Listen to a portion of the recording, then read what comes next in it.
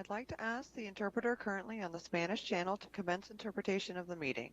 For those just joining the meeting, live interpretation in Spanish is available, and members of the public or staff wishing to listen in Spanish can join the Spanish channel by clicking on the interpretation icon in the Zoom toolbar.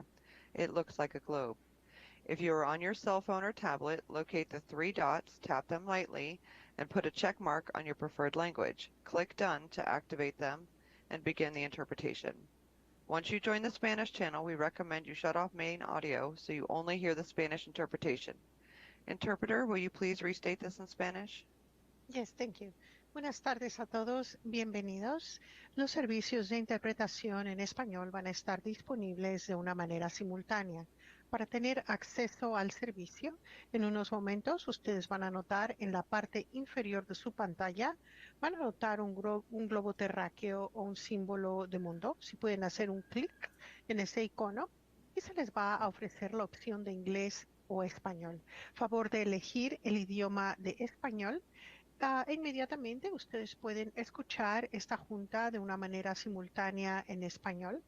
Ahora, si ustedes están teniendo acceso a este servicio por medio de su tableta o su celular, ustedes van a notar 3 puntos, ya sea en la parte superior a mano derecha o la parte inferior de su pantalla.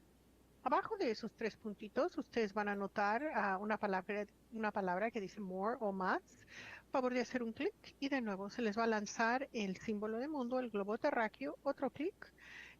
Y ahí pueden elegir el idioma de español. Ya que ustedes terminen, pueden poner terminar o done, y de esa manera ustedes pueden disfrutar de esta junta de una manera simultánea. Cualquier duda, estamos a sus órdenes. Muchas gracias. Thank you very much. Back to you. Hello and welcome everyone to our July 23rd, 2024 Santa Rosa City Council meeting. It is now 12:35 and we will be starting our meeting. Seeing a quorum, Madam City Clerk, can you please call the roll? Certainly. Councilmember Rogers? Councilmember Okrepke? Here. Councilmember McDonald? Here. Councilmember Fleming? Councilmember Alvarez? Present. Vice Mayor Stepp? Here. Mayor Rogers? Present. Let the record show all council members are present with the exception of Councilmember Fleming. We'll be moving on to item 3, but prior to doing that, I would like to give a special shout out to our special guests that we have here at the chambers, and our most vocal special guests. We have little Shay here, who you might hear throughout the beginning of the meeting. So welcome to our special little guest. We'll now proceed to items 3.1 through 3.5, which are our closed session items. Conference with 3.1, conference with legal counsel about existing litigation. 3.2, conference with real property negotiators. 3.3, conference with real property negotiators. 3.4, conference with real property negotiators. And 3.5, conference with labor negotiators. Madam City Clerk, can you please facilitate public comment on these items? Thank you, Mayor. We are now taking public comment on closed session items 3.1 through 3.5. If you are in the chamber and would like to make a comment but have not yet provided a speaker card, please make your way to the podium. You will have 3 minutes and a countdown timer will alert at the end of that period. As you approach the podium, please state your name for the record if you choose to do so. The first speaker will be Sam, followed by Ken, then Eli.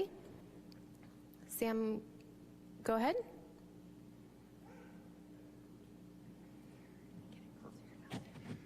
My name is Sam Hull. I'm the VP of Local 1401, Professional Firefighters of Sonoma County.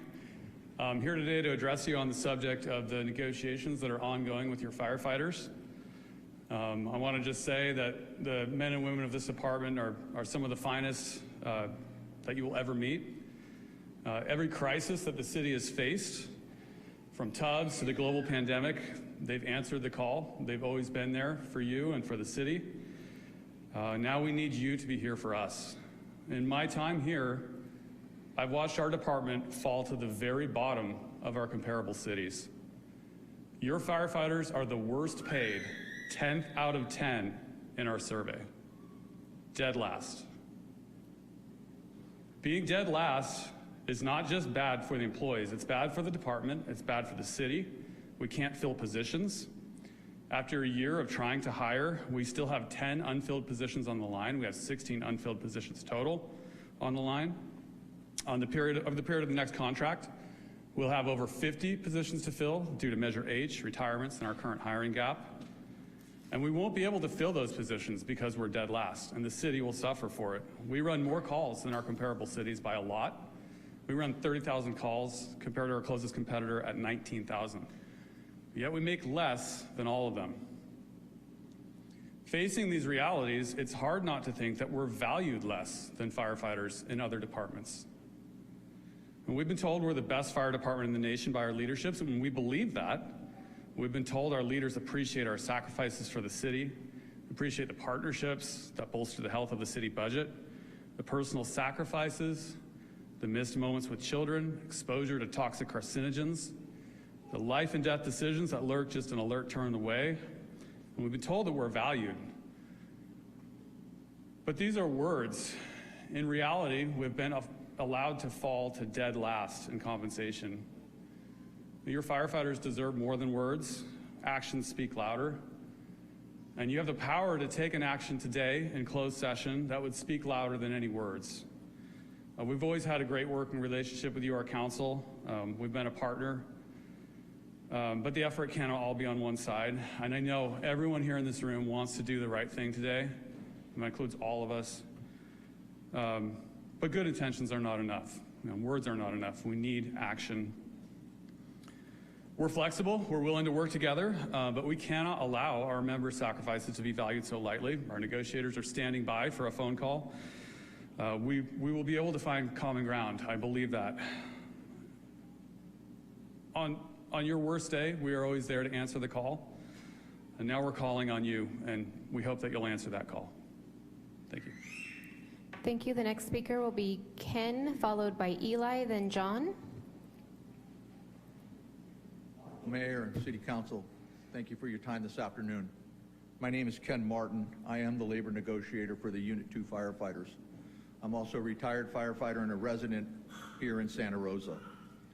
I come before you today because I represent 20 fire organizations within the Bay Area and over 30 throughout the state.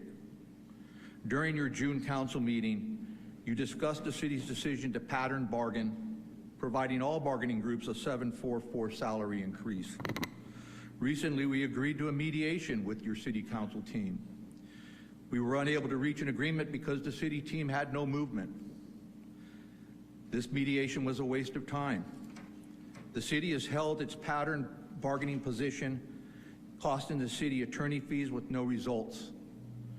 The actions the city's team is taking is bordering on bad faith bargaining and an unfair labor charge with the Public Employees Relations Board. We are here today asking that the city bargain in good faith. That's their responsibility. Review our salary survey that we have provided and the city has failed to provide. The salary survey that we will use in binding arbitration if we're forced to go there. The salary survey that is required by your city charter that has not been fulfilled. Bring these employees up to the salary survey, to a fair, comparable salary survey that they deserve. A comparable survey to like agencies of like size. Not within the county, like agencies of like size. This is one of the top tier fire departments in the Bay Area. Treat them like they are. Thank you.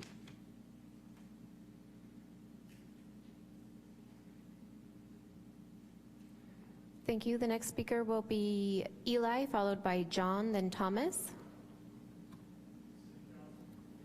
Council and the citizens of Santa Rosa. My name is Eli Held. I'm a firefighter paramedic with the city, and I've been in EMS and fire for 15 years. I started my career being a leader of the Fire Academy of 45 recruits at California Regional Fire Academy and graduating at the top of my class with 3 of the 5 honors. I have over 40 different fire service certifications such as Swiftwater Rescue Technician, Rescue Boat Operator, Rope Rescue Technician, Trench Rescue Technician, Confined Space Rescue Technician, and am fully qualified to be on the Urban Search and Rescue Task Force Team 4 team out of Oakland that gets sent on national disasters, as well as I have my bachelor's in science for fire management. The reason I express this is to show you that this city, what kind of employees work for Santa Rosa Fire. I stand up here today to tell you my story and the similarities of the troubles that I and this agency face today. I was a lateral to Santa Rosa Fire about 3 years ago. I left I left Folsom Fire Department after 8 years to come work at what I was told to be one of the best fire departments in the country by our operations chief. What I quickly realized was that the members were some of the best in the nation, but that the city was as troubled as Folsom. I quickly realized, like I had at Folsom, where the League of Cities was created, I'm sure some of you have heard of it, that this city was exactly the same as Folsom and did not support the infrastructure and the first responders appropriately. Here are a few bullet points for you to understand where I'm coming from. Folsom Fire was the most underpaid city in Sacramento County. We also had a command staff that lied to our city council and stated that things were status quo, but that was far from the truth. We also were down a significant number of firefighters. At the end of my time at Folsom Fire Department, we lost 24 firefighters in 2 years. Yeah, 24. This was the direct reflection of poor compensation and negligence by our city to support the members of the fire department. With so many departments across the state hiring, the opportunity to leave to go to other agencies is attractive. If I left today, I could go to any agency within the greater Bay Area and make $30,000 more right away than I make here today. With that, I'm part of our recruitment committee. And it is hard to get candidates, and currently the pool for candidates is becoming smaller and smaller.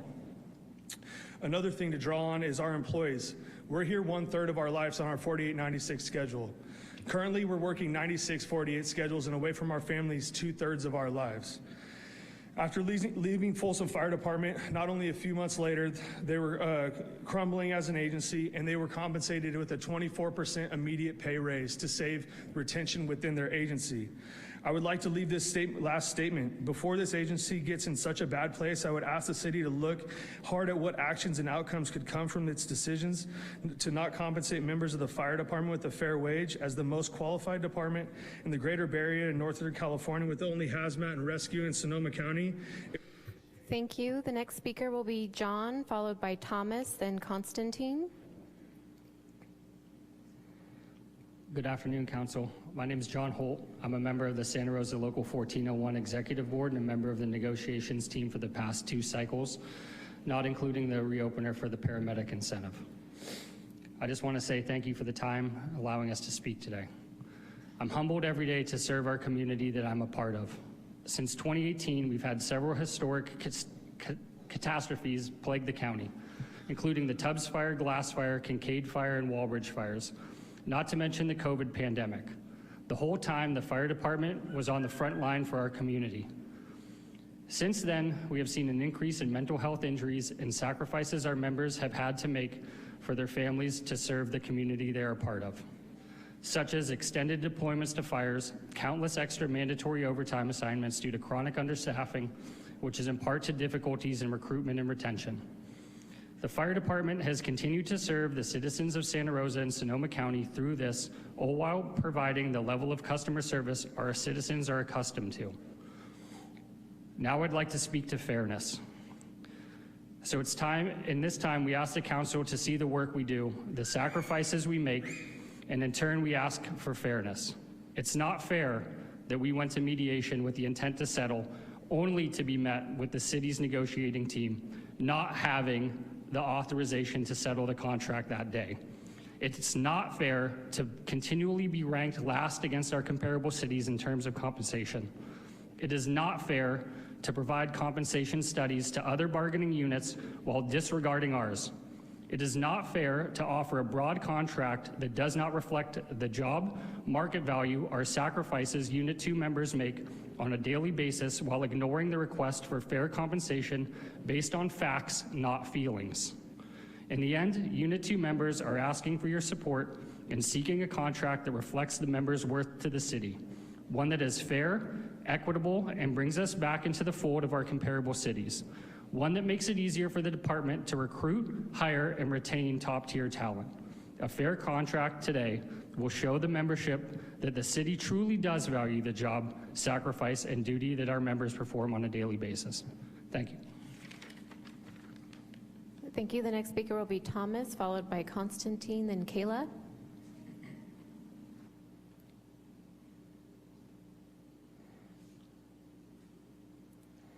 Thomas, go ahead. Thank you, council members, for allowing me this opportunity to speak.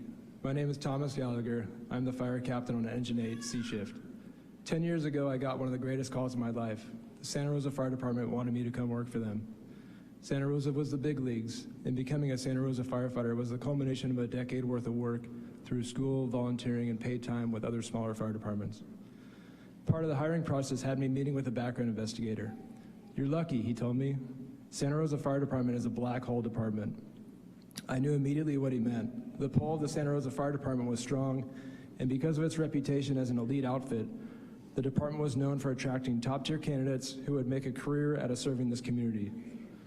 But that black hole has become a revolving door, and our department's ability to attract top-tier talent has been hampered, most glaringly, by the fact that we are dead last in compensation across comparable departments in the Bay Area.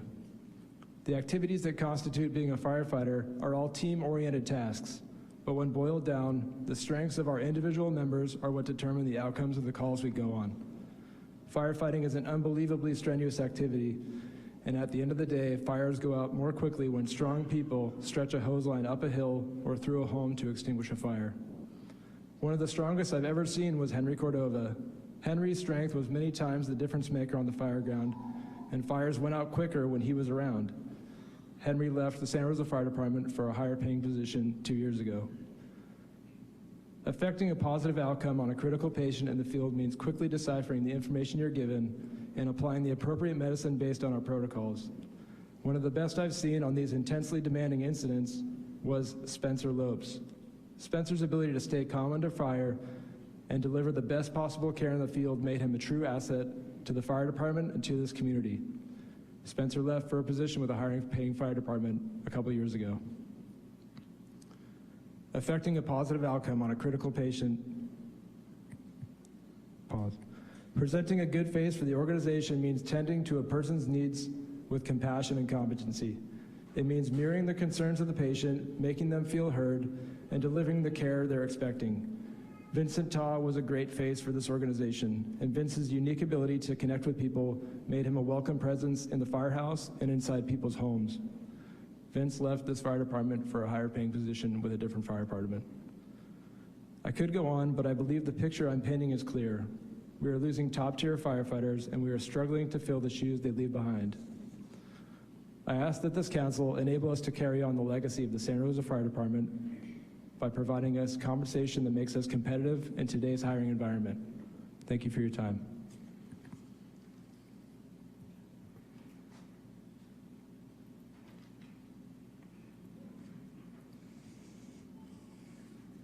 Thank you. The next speaker will be Constantine, followed by Kayla, then Matt. Hello, my name is Konstantin Zherbnankov. That's common spelling, easy pronunciation. I've been working here in Santa Rosa Fire Department for 10.5 years. I'm speaking to advocate for fair compensation adjustments for your fire department. As you are aware, our current compensation places us below average compared to similar departments in our comparative cities, based on size and response call volume. The disparity has become increasingly burdensome, especially considering the rising cost of living. One of the significant challenges we face is the necessity to spend extended periods of time away from our families due to the demands of work, having to work more shifts. This not only impacts our personal lives, but also affects our overall job performance and morale. The stress of prolonged separation from our loved ones can lead to decreased productivity and heightened emotional strain on us and our families, ultimately affecting our ability to deliver optimal results. Fair compensation is not just about monetary value. It reflects the recognition of our hard work. dedication, and sacrifices we make daily. It demonstrates that our contributions are valued and respected by the organization. As for me personally, many times I have answered a phone call when I'm away with my family because my coworkers respond to someone's home who doesn't speak English, but they only speak Russian. Gladly I answer that call, and gladly I help them over the phone when I'm away on my personal time with my family. And I will continue to do so because it serves the citizens of Santa Rosa, and I'm glad to do so. And I will do so even though it's not a recognized language in the city's diversity plan. Moreover, equitable pay ensures that we can maintain a reasonable quality of life amidst escalating living costs, allowing us to focus more effectively on our responsibilities without added financial strain. Investing in fair pay for your department is an investment of our collective well-being and success. It fosters a positive work environment, enhances retention rates, and promotes greater job satisfaction amongst its employees. By aligning with our compensation with the industry standard and acknowledging the unique challenges we face, we can strengthen our team and uphold our commitment to excellence. I urge you to consider these factors seriously and take proactive steps toward rectifying a fair contract with your fire department. Together, we can ensure that our department remains competitive, resilient, and motivated to achieve our shared goals. Thank you for your attention to this important matter. Thank you. The next speaker will be Kayla, followed by Matt, then Gary. Good afternoon. My name is Kayla Neal Grant, and I am a single role paramedic with the Santa Rosa Fire Department working on their in-response team. I have been in in-response for the past 2 years, which is almost the start of the program. Since being hired, I have seen how amazing this program is for the city of Santa Rosa and how much difference it truly makes. We have helped countless people in all walks of lives by finding resources or the support they need to get back on their feet and keep pushing through. As a single role paramedic on this unit, for the past 2 years, I have seen the highs and lows of this program as far as staffing goes. There have been multiple months where my coworkers and myself have worked 28 of the 30 days a month. I've been forced to work without any choice of a day off. This cannot go on, and this cannot go on to get better without some help. As it currently stands, InResponse is not able to operate 24 hours a day due to low staffing by the single role paramedics on this team. While the clinician and engagement specialists are fully staffed, InResponse is not able to provide the citizens of Santa Rosa with around-the-clock InResponse team due to paramedic shortage. This is partially due to lower compensations from our survey competitors, which include local ambulance provider here in this county. We also interview paramedics from time to time, but normally the candidates who are not eligible or pull out from the application process last minute due to wages and needing to support their families. As it stands now, we have 0 applicants in the process, and we have no applicants who have turned in applications.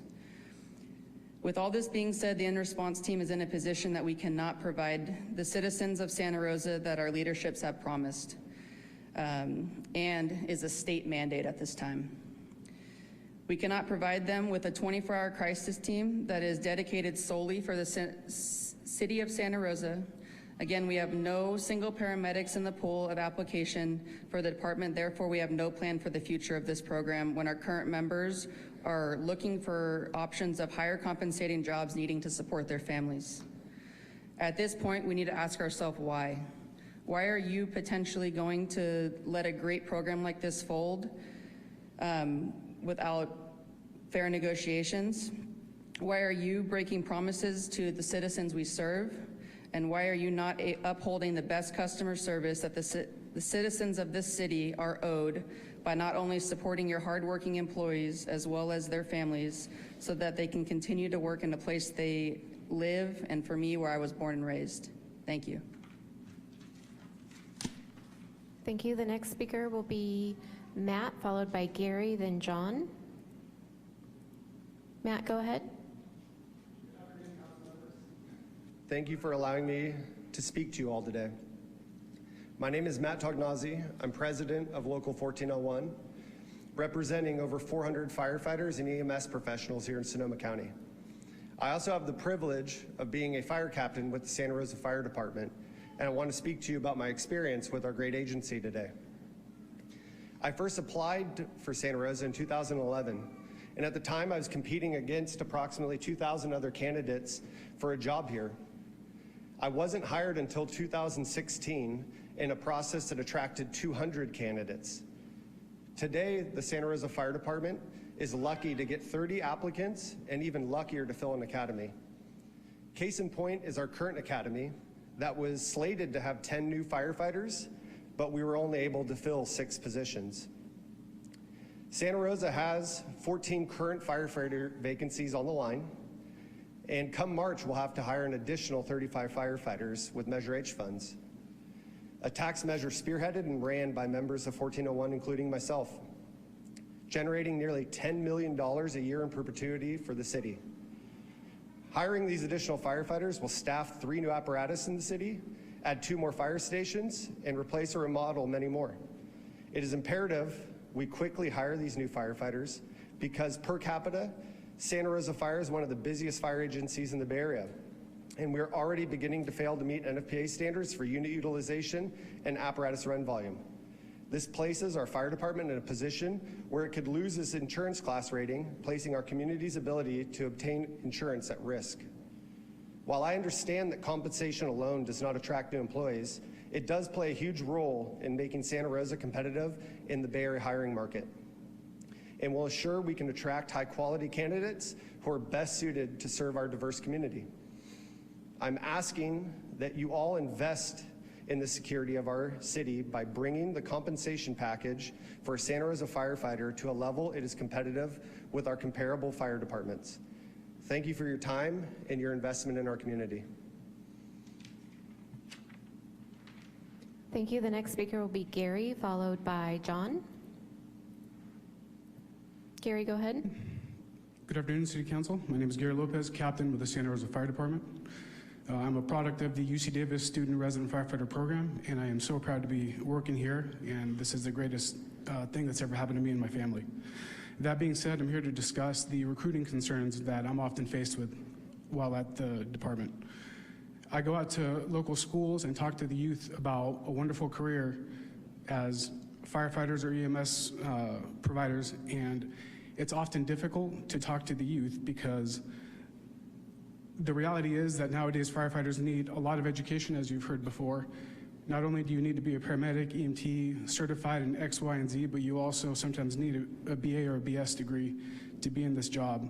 So it's hard for me to convince the youth to go out and pursue all these degrees to then get hired with Santa Rosa for less pay than comparable cities, when the reality is that this individual can go and apply to a major city and be taken with 0 experience, 0 credentials, and they will take him through the ropes.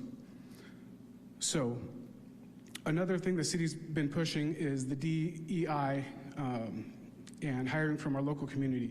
This has become increasingly difficult because we often miss the forest for the trees in this situation. How am I supposed to tell a young student in our schools that this is a job for them when the reality is that they're going to have to probably move out of the city or out of the county to be able to afford a place to live? That not only impacts us, the city and the county financially, but it also impacts the safety of this city because that's a longer response time for those individuals to come in when they're needed. Operationally, you've heard that we just implemented 2 new squads to help with our increasing calls, and that's great, and I thank everyone that had a hand in putting that together. The Fire Foundation and our admin, that was a lot of work, but the reality is we still need to staff those resources. And like you heard earlier, we're having issues with getting individuals to apply. My generation, the Pepper generation, has often had to give back raises due to increased contribution requirements on CalPERS side. So take that in mind as well. I've gotten to travel the country. I've met firefighters from all over the world, London, Mexico City, Ohio, Denver. Every city has issues, that's a given. But what I've really come to find out is that the grass is greener where you water it, and this is your opportunity to do just that. And again, I thank you. I've never felt closer to my city council than today. I've met many of you outside of here, both professionally and personally. And again, for that I'm thankful, and thank you for your concern with this issue. Thank you. The next speaker will be John. My name is John Arsheim. I just want to come, I'll be brief. Just really want to introduce myself as a human being and not just as a firefighter. I want to talk a little bit here about sacrifice and what this means. I've been with this fire department, this is my 18th year here. I got hired here when I was a very young man. And in my academy, we had 12 people. That was the biggest class we had hired in 6 years. This was a huge class of 12 people. Of that 12, half don't work here anymore. They've been retired out on medical injuries. Their lives are permanently destroyed because of things that they sacrificed for this community. One's dead. The other half have all suffered major musculoskeletal injuries for this city. I currently am off on injury, waiting for a total knee replacement. That's my second major surgery I've had to have because of this community, what we give to it. Got diagnosed with cancer from this department last year. We give it all. It's not just what's happening. We're giving it all. We don't ask for a lot. But now we need something. We need you guys to support us the way that we support the citizens, the way we support this community, and what we do for this community. We need to know that you guys have our back. We need to know that our leaders stand behind us when we run into that fire. We need you guys now. Thank you.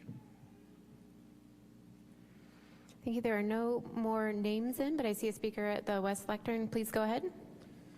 Thank you. Good afternoon, Mayor and Council. Really appreciate your time and attention. I'm Steve Del Porto. I'm the Director of Santa Rosa Firefighters, Local 1401. As you've heard here today, we have a real passionate group of firefighters. We care deeply about this job. We care deeply about this city. That's why we're all here today, to show you all that. Like you've heard, we've been through a whirlwind in the last decade. Major fires, pandemic, flooding. In all that time, we've never failed to step up for the city. We didn't have the option of working from home. We don't have the option of not staffing those engines and trucks, and nor do we not want to do that. We love this job, and we love being here and the work we do for the city. With that also, and it's been mentioned briefly, our unions donate a lot of hours and financial commitments to make this city better. And everything we've done is just to be the best we can for the citizens we protect. And I know we've expressed that to all of you before, and I just want to say it again. That's all we're trying to do, is be able to provide the best services we can to the citizens, and we need help with that. And once again, you heard this plenty of times before, we have fallen to the bottom of the barrel, and that's unacceptable. We've had a lot of broken promises in the past with negotiations. We've heard, take this raise now, we'll make you whole in the next negotiations. Give up on these raises and put more into your retirement, we'll give you more on the next one. And that's never been the case. We haven't been made whole with that, and that's something we can't stand for. We've fallen lower and lower, and like you've heard, we're at the bottom of the barrel now. And for our Santa Rosa to be in that position, it's not sustainable. It's affecting the viability of this department, and it's, frankly, it's affecting how well we're going to be able to protect the citizens. We can't recruit new members. We have members leaving for higher paying jobs. And quite frankly, the morale in this department is gradually getting to an all-time low. I don't want to see that as the director of these members, and I know all of you don't want to see that as well. Like I said, it's something we can't stand for. As you can see in the room and probably feel from the tenor, we're very passionate about this, and we're very eager for a new contract.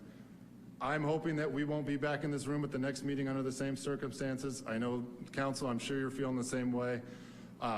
So what I'm looking for is to get that phone call, and we could get this negotiations back on track and get us what we deserve and what the city deserves. Thank you. Thank you. Is there anyone else wishing to speak on closed session items? Please make your way to the podium.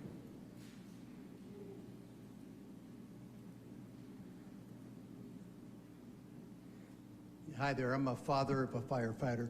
And we're sitting in this really comfortable room, and I'm thinking about the conditions, and nobody's mentioned it. This incredible triple-digit weather that these guys are out fighting in, and they're wearing 50-pound packs. They're chopping up and down ravines and with bad footing, and they are exposed to most extreme temperatures imaginable. And I think the personal toll has to be recognized. Thank you. Thank you. Anyone else wishing to speak on this item? Mayor, I'm seeing no one else approach the podiums. All right, thank you. And with that, we'll now recess into closed session.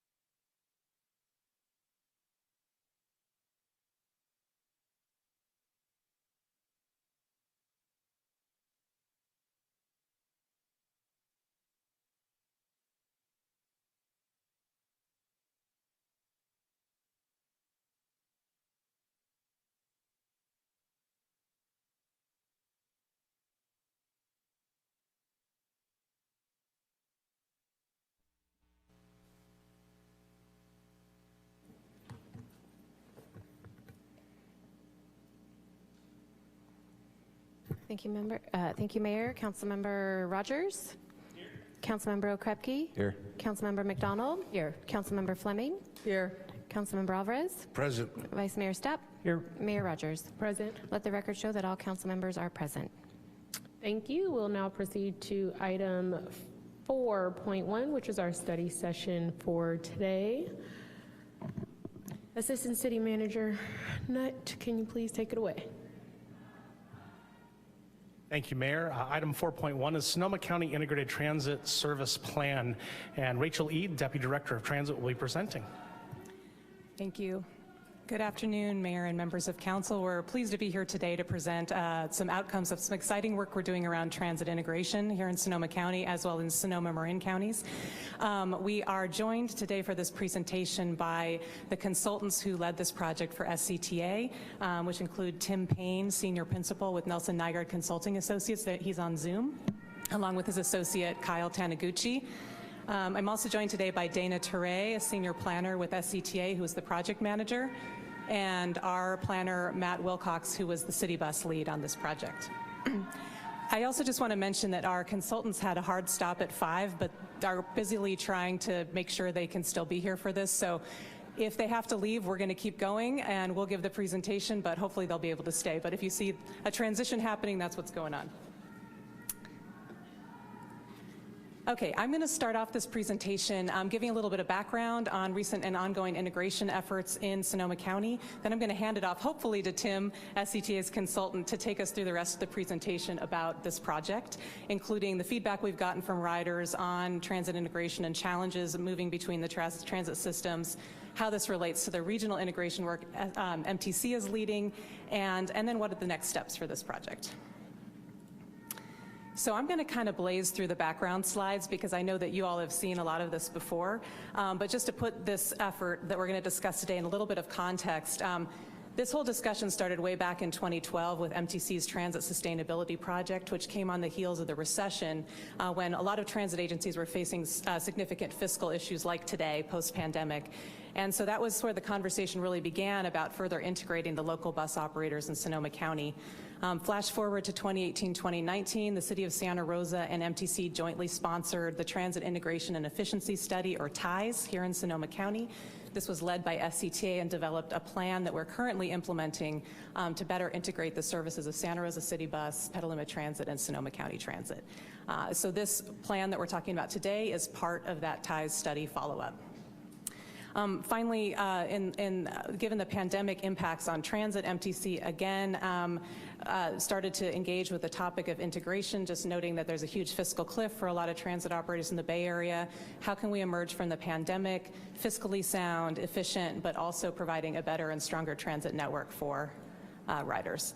Not going to spend a lot of time on this, but the whole focus here in the Bay Area is that there are 27 different transit agencies, and we've all developed our own local policies and operating procedures that are very responsive to local needs, but it creates a very fragmented system for the rider, and it's not always the most efficient way to use our scarce transit resources. This has led MTC to create a number of advisory bodies under the rubric of regional network management. You'll have some other presentations for us on this topic in the future, but this includes fare integration. How can we better integrate and harmonize our fare policies to make it easier to transfer between systems? Mapping and wayfinding, how do we integrate our public information? Here in Santa Rosa this fall will be one of the pilot sites, one of the 3 in the Bay Area for the regional wayfinding program. So you're going to see some new signage going up around the SMART station, the transit mall, and in between. We're going to bring you a presentation about that in early September, so you'll be hearing more about that soon. It's very exciting. Was at Design Review Board last week and got really good feedback. We're also working with MTC around bus transit priority and accessibility. More to come on that as well. You've heard a lot about some of the work we've already completed under TIES. It's a wide-ranging effort that looks at how we plan and deliver service together, how we coordinate fares. We have a lot more work to do on fares, but we've gotten a start. We're working on how we integrate our customer service staff and their training. So if you call one of our agencies, you're not just automatically getting transferred. If we at City Bus can answer a question for a patron about Sonoma County Transit or SMART, we're going to do that. So we've invested in that training as well. We launched the new City Bus website a few months ago, as you know, and that's going to be the template that then Sonoma County Transit and Petaluma Transit move to, so we start to have more uniform public information going out to riders. I might keep going here. And then finally, I just want to touch on the mascots project, which kicked off this morning. So this is hot off the presses. The study you're going to hear about today is tied very closely to what we're calling the Marin-Sonoma Coordinated Transit Service Analysis, or mascots. Good name. And the impetus for this was really recognizing that coming out of the pandemic, the travel patterns along the 101 corridor have changed dramatically. Commute patterns are completely different than they were in 2019.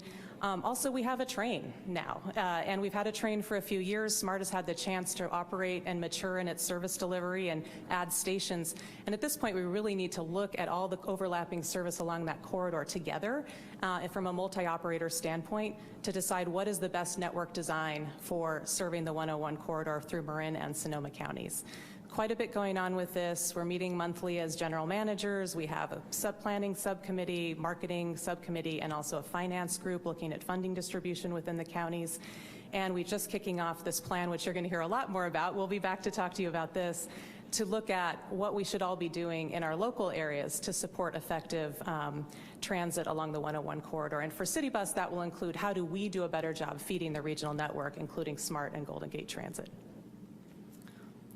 So with that, I'm going to go ahead and turn things over to Tim. I'm assuming Tim is still on the Zoom and can take over from here, but if not, I will keep going. Oh, there he is. Okay, Tim, it's all yours. Thank you, Rachel. I hope I'm here anyhow. Can you hear me okay? Yes. Great.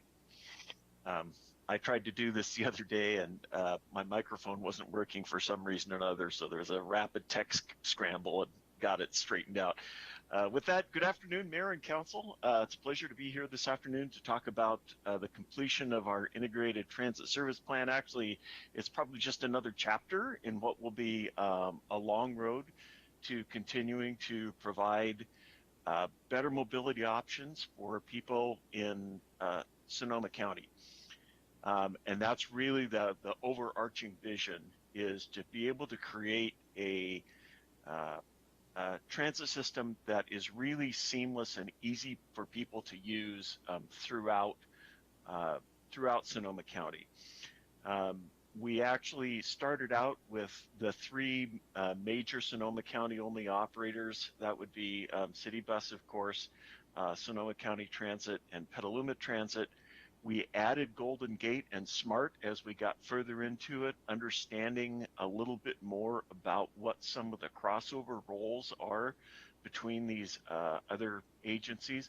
We've been working on this for a hair over a year, and as Rachel already said, this really starts to build on the work that was completed in 2019, although this work has a lot more emphasis on things that agencies can work on together to improve integration of systems, as opposed to integrating the transit systems into one transit system, which was a lot of the emphasis and investigation and ties, looking at consolidating systems together and that sort of thing. This really goes steps back from that and really says, regardless of how systems are organized and governed, what can be done in the short term to really make a difference for riders in Sonoma County. Next slide, please. So why is this really important? Well, to begin with, one of the things that we know about travel in Sonoma County particularly is about 90% of all travel that starts in Sonoma County ends in Sonoma County. So the county itself is pretty self-contained. Many lower income people depend on transit to move them not just within the city of Santa Rosa, but all over Sonoma County, including some of the less populated parts. And one of the things that I'm going to talk about here in a little bit is how riders view some of the integration efforts that they see and some of their major mobility issues. Honestly, some of those urban areas are overserved in particular locations, not in general, but in specific locations. But many, especially in some of the more rural areas, are actually underserved. So one of our ideas here is to be able to see if there are opportunities to move service around the county to reduce some of the overservice and improve service distribution throughout the county. Next slide, please. This is all being done in the context, Rachel already said this, post-pandemic, but in Sonoma County, unlike many other parts of even the Bay Area, it's a good news story. Ever since the pandemic sort of hit transit ridership low, the 5 agencies that we're working with in Sonoma County have continued to recover quite nicely from the pandemic.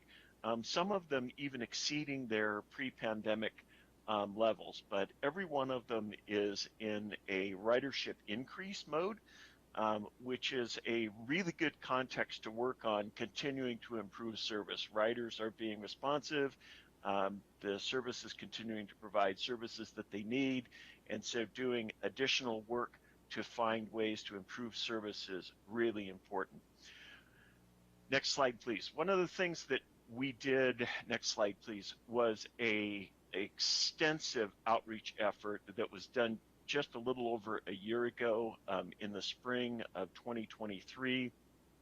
We staffed 16 different in-person pop-up events, and we also administered a public survey along at about the same time. We received close to almost 800, 774 responses, some of them in Spanish, directly in Spanish. We produced the survey both in English and Spanish. And I will say, in my experience as a consultant working all over the country, this is the most directly in Spanish translated surveys that I've ever gotten from a survey. The normal number is 5 or 10, something along that line out of this number of total responses. So we're really happy with that. One of the other things that we did is our entire outreach team was bilingual.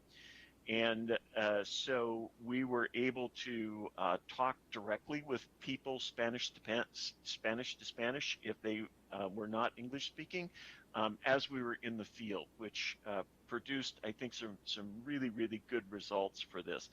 But importantly, what did people say? To start with, in terms of their level of satisfaction, about 51% of riders reported that they were satisfied, somewhat satisfied or very satisfied. On the other side of the scale, there's still a fairly high percentage of riders that are dissatisfied or very dissatisfied. So the net satisfaction score, which is you take all the people that say they're satisfied and you subtract the people that say they're dissatisfied, this is the percent that remains. It's about 31%. Still somewhat positive, but most agencies who set a net promoter score, as it's sometimes referred to, like to see this number up in the 80% range, which tells you there's a ways to go to get to that plateau. So what is it that why is it that this is important? As I said before, transit is a lifeline for many, many riders. Lots of riders don't have other transportation options. In fact, 45% of the riders that we surveyed who only use city bus, pedestrian transit, and SCT do not have access to a vehicle. When you look at the percentage of people who are lower income riders, we define that as people with an income of $60,000 or less per year, responded that they don't have regular access to a vehicle. So we're talking about some fairly substantial populations here who are really dependent on transit in in Sonoma County to be able to get around. So again, the principle of trying to find ways to reduce duplication of service, not taking service away from anybody, but trying to move service around and redistribute it differently and creating more seamless trip is one way that we hope to be able to help some of these folks move around the county. Top issues for riders. Buses don't run early enough or late enough on weekends. And again, looking at the satisfaction score, remembering the overall satisfaction score was a net 31%. Now we're in a negative 20% net satisfaction. That means that there's a whole bunch more people who are dissatisfied with this particular element of service than are satisfied. Same thing with buses not operating frequently enough on weekends, or late enough on weekdays, or often enough on weekdays, and then even waiting time when transferring between buses. As you know, with 5 operators, people are frequently moving between the various operators. There's still an overall net dissatisfaction with waiting time between buses. So that brings us to transfers. Based on the rider survey, the riders report that half of their trips taken requires transfers some or all of the time. And again, based on the survey, about 70% of riders said coordinating schedules to help them reduce their waits would really help their mobility. And I think what that says is we really need to better understand where people are moving in the county. So are there, for instance, people who live in Petaluma who are daily traveling to the airport vicinity, or daily traveling to the Santa Rosa campus of the name just left me, the junior college in Santa Rosa, or are they just going to the Petaluma campus, or are they traveling back and forth between the campuses? There is not a really good record of what's going on with transit ridership from an origin-destination information perspective, except between stations in the SMART system, because it's one of the features of the system that allows us to track where people get on the train and where they get off the train. So in terms of station to station, we really understand, but we don't necessarily understand where they go after they leave a station, or where they've come from when they enter a station. So there's a real data need here to better understand how people are moving about the county. Next slide, please. Another question: why don't people use transit more often?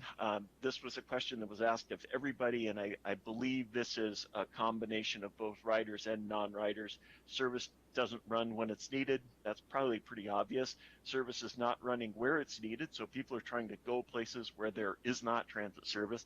And really important, this is one we don't see very often with these kinds of numbers, that the travel time is taking too long, that people feel it just takes too long to move any place. Part of that has to do with that earlier discussion of people trying to transfer between operators. There is not a really good matchup, say, between the frequency that the different operators operate in within Sonoma County, which creates some of those transfer delays. Here's a couple of direct quotes from riders. We gave everybody the opportunity to enter open-ended comments. Many did. In fact, probably as many in this survey as I have ever seen. Almost 3/4 of the respondents put in some kind of an open-ended comment. There were some that were really, really good. Obviously, we curated these, a couple of comments that we got from a lot of people saying, better integration between the systems is really long overdue. And again, the point about why people are dissatisfied with weekend services, night services, the point is people do still need to work that take buses at these times, and their jobs don't always correspond with the transit schedule. So it's really important to them, if they're mobility limited, that in fact services being offered are being offered more broadly. So maybe Rachel did a really good job of talking about MTC, so I think I will not dwell too much on this, except to say that there are some of the issues, like fares, for instance. We could have gone a long ways in our recommendations in a lot more detail in fares, but where MTC is moving with respect to fare integration, implementation of Clipper 2, even though it's somewhat delayed from where the original schedule was planned, it still appears to be better to us to continue to stay in touch with and integrated with these MTC efforts because they are wider than just Sonoma County. They're the entire Bay Area. So let MTC lead on those sorts of things. Other things like network connectivity, improved travel times, they're high on MTC's priority list, but they are further down on the work plan for MTC. So for instance, right now, in terms of the network, they're really focused more on information, schedule formats, that sort of thing, and less on how it physically all fits together. So these are places that Sonoma County can really start to make some progress. Moving forward is focusing in on some of these places where people are trying to make transfers. Again, another place that origin destination survey information comes in really handy, and also really taking a hard look at where services are duplicative and overlapping and where things could be redistributed. Next 2 slides, please. So what should be tackled first? There's a world of recommendations. There are 27 separate recommendations in the report itself, plus there are some corridor options and some microtransit recommendations as well. These recommendations cover a number of areas. I've already talked about one of them, data, for instance. So again, focusing on getting really good data about how intensely the system is being used. Some of the operators in Sonoma County have much better information. I will say that Santa Rosa City Bus is one that's got excellent ridership information. It was really helpful. Not all the operators are at that same level. So it makes it difficult when we're starting to look at, well, how are people using this particular operator and this particular operator. If one's got really good data and the other one doesn't have as good a data, it makes it very difficult to start making recommendations that, well, we should do this. This is how we should redistribute service, because we don't really have a good handle on how people are using the system. It's another place that origin destination information is important. Overlapping fixed route corridors. I've already talked about that. I'm going to talk about an example in just a minute. This is another place trying to make the experience of riders more seamless, regardless of the color of bus or train that they happen to be on. In a perfect world, people would not know what carrier they're necessarily moving on in Sonoma County. What they know is I can get on a bus, I can get to where I'm going, I pay one fare, I look at one set of information, I can get information from one thing. The look and feel is consistent. I feel like I'm in one system that is meeting my needs, and I'm not spending half hour sitting at a transit center or someplace waiting for 2 buses to connect, that I can move around the community easily. There are some other fixed route recommendations, not surprisingly. Fare coordination, rider information, organizational issues are covered. There are some recommendations on paratransit, which is to, again, improve integration of paratransit services. This is another place that MTC is moving ahead on some efforts with respect to paratransit service. So these recommendations dovetail with that effort, as well as the potential for microtransit. Now, I will say that microtransit is one of those things that seems like, when you have a hammer in your hand, everything looks like a nail, is the old saying. And microtransit is one of those. It's not the solution for every mobility issue. Sometimes it is a really great solution, but it really takes an understanding of what's going on in the community, what the community needs are, where the community is trying to go, and some working with the community and looking at where the options are and where they're not, what really provides people better mobility and what doesn't. So again, it would be really easy to go overboard and say, oh yeah, there's 15 areas that you could implement microtransit.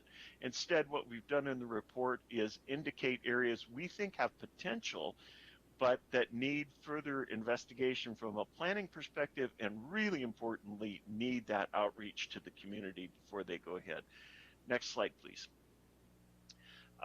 So one of the overlapping service corridors is the Highway 101 corridor, and this really is from the southern border, practically Petaluma, of Sonoma County up through Santa Rosa. Why would we look at that? Number one, it has the most service of any place in all of Sonoma County, which is not surprising because it is also the place that there's more jobs and residential density than any place else in the county. It has a very large concentration of both population and employment. All 5 operators we worked with run at either part of or throughout this corridor. So again, there's opportunities to rethink how those services interact and how they act moving from place to place. So it has really high potential to improve mobility for many riders. It also has the great opportunity to reallocate transit resources to both improve service in this corridor as well as other corridors throughout Sonoma County. So it's kind of the gold mine, if you will. And just to give you an example of what people experience today, some of the choices that they have, we just picked a spot that's just north of Petaluma in Pen Grove, actually, and said, what if someone who lives close to this particular intersection decides that they want to go to downtown Santa Rosa? We'll just go to the Santa Rosa Transit Mall. How much time does it take them to get there? We included transfer time, and the times vary from as much as an hour from this location in Pen Grove to as just over a half an hour to get there on SMART. So there is a very considerable difference in travel time depending on what choices people make going from one place to another in the county. So one of the ideas here is to start taking advantage when those services are operational of integrating those to both improve people's travel time as well as improve their number of opportunities that they have to be able to move from one place to another. Next slide, please. Rachel already did a great job of talking about the mascots effort. The one thing I do want to emphasize, the same thing here is that was true that I was talking about earlier. Collecting that stop level ridership and the origin destination data is really important. Looking at what's going on in the 101 corridor, it's important that we understand if that person, how many people may be getting trying to go from Pen Grove to downtown Santa Rosa, to go back to the example that I just gave you. Then with that data in hand, do the detailed planning. Figure out, this looks like a better solution to us, but really important is to take that out to the community and say, here's what we think might work better for you. What do you think of this idea? And so it's to start interacting with the community, with the data, with the proposal in hand that people can actually respond and react to. Some of this will come out of the mascot study as well, but it's going to be left in the hands of the transit agencies to actually begin to execute that plan. Because the mascot study is still a study. It's going to come out with a set of recommendations. So these recommendations, again, with respect to the 101 corridor, will go right along with it. And hopefully together, following this pathway, we can begin to chip away at making the system operate better for the riders who are using it, as well as attract new riders to the system, which is really important. Next slide, please. What are some of our other high priorities? I already talked about the recommendation to do better data collection. This is not just a challenge for the US 101 corridor, it's a challenge throughout the county. One of our recommendations is for SCTA to actually create a resource bank to assist agencies with data collection and data management issues. Many of the agencies don't have staff available to just focus on nothing but data issues. And so lots of times new priorities come in every day. I have to reprioritize. I'm going to set the data aside. I'm going to move ahead and do the other things that are on fire, that are on the top of my inbox first, and the data begins to slide back. So the idea here is to be able to supplement the agencies in Sonoma County with staff that can act as a resource bank to help get that data in the hands of the planners that can actually begin to do something with it. There is a tremendous amount of information on each one of the recommendations in the study. We're not going to go through them all today. I'm just going to say there are a number of other high priority recommendations in the study. Data is one of them, and again, we proposed a way that SCTA can help out with that. Our last slide for today. Next steps in the project, we are completing our round of presentations to boards and councils.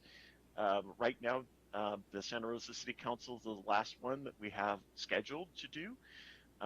We are potentially asking, not today, but for each board and council to sign onto an initiative to dedicate time and effort to integrate transit integration in Sonoma County, again, via a memorandum of understanding. And then continue coordination, obviously, with MTC efforts, initiatives, as well as the Mascots transit integration effort with Marin and Sonoma County. Golden Gate Transit District especially is sort of at the center of that. And with that, I'm going to stop talking and draw a breath and see if you have any questions before we call it good for today. Thank you very much for the presentation. And Tim, I believe, thank you very much for sticking around. I know you had a 5 o'clock where you had to get out of here. Looking at council to see if there are any questions. Councilmember McDonald. Thank you, Mayor. I want to say thank you for the presentation, and I'm happy to hear that there's going to be a real focus on coordinated services and that connectivity that's so important for those that are using public transportation. One question I have, and I didn't see it in the presentation, was have we done any studies on students that go to the JC when they're coming, you know, particularly from Windsor, Cloverdale area up to our Santa Rosa or Petaluma down, and where that connectivity is, because I know that's going to be going back in session, and so I do always have concerns around student ridership, but I think college age when I'm looking at this kind of system. We spent a substantial amount of time at both campuses when we did the outreach. So the Santa Rosa Junior College students are of, I wouldn't say the majority, but they are certainly part of the folks who responded to the survey. Certainly from Santa Rosa to the north in the 101 corridor, there is a lot of concern about the fact that the service there is not very frequent. If you miss a trip, you're back an hour and 10, hour and 20. I don't remember what the frequency on Route 60 is right now, say for someone coming from Cloverdale to go to the Santa Rosa campus. But that's one of the sort of the targets for saying, let's take some of the, I use a colloquial term here, and I don't mean this in a nasty way, but let's take some of the clutter out of the 101 corridor between Santa Rosa and Petaluma. Let's clean that up. Let's make it work better for people.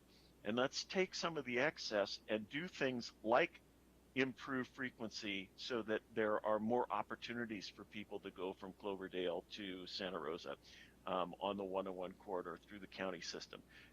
Or maybe they're from Sebastopol out to the west, or maybe they're from Sonoma out to the east. Again, those are fairly remote locations, and there are people that travel all over because the majority of services are focused again in that 101 corridor. And whether we're talking about school, education, medical services, social services, other types of things, most people have to travel to get to those kinds of opportunities. So one of the things we're trying to do is, again, improve their opportunities to access those important life functions. Thank you. Councilmember Rogers. Thank you, Mayor. So first of all, I want to say thank you to Rachel, because I know you've been working on this 4 years, 5 years, whenever the TIES study first came out, and I know it's been a priority for you. My question really is around workforce development.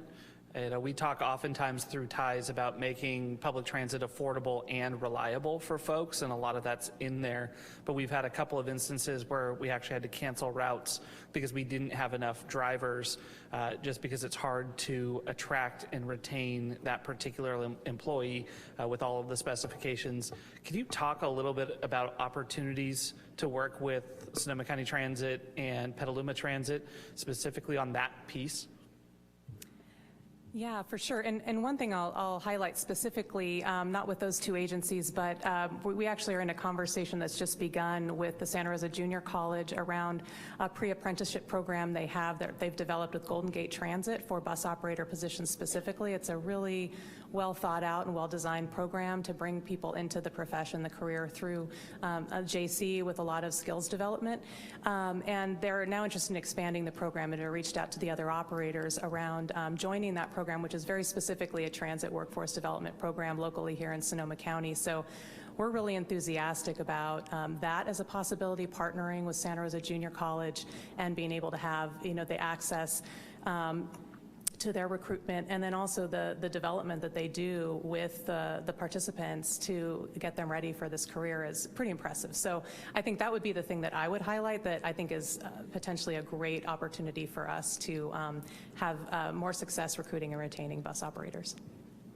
Absolutely, and thank you for the comments on that. I also want to just highlight, it was on slide 12, when you looked at the recovery from each of the agencies.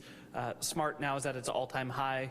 It's something that they've been very proud of, and part of that has been because of the efforts around youth-free transit ridership programs, particularly during the summer, and also programming public transit to be more accountable towards events and things that people are actually going to. So there's some significant learning opportunity for us with Santa Rosa City Bus and the other bus operators from what SMART has seen as successful as well.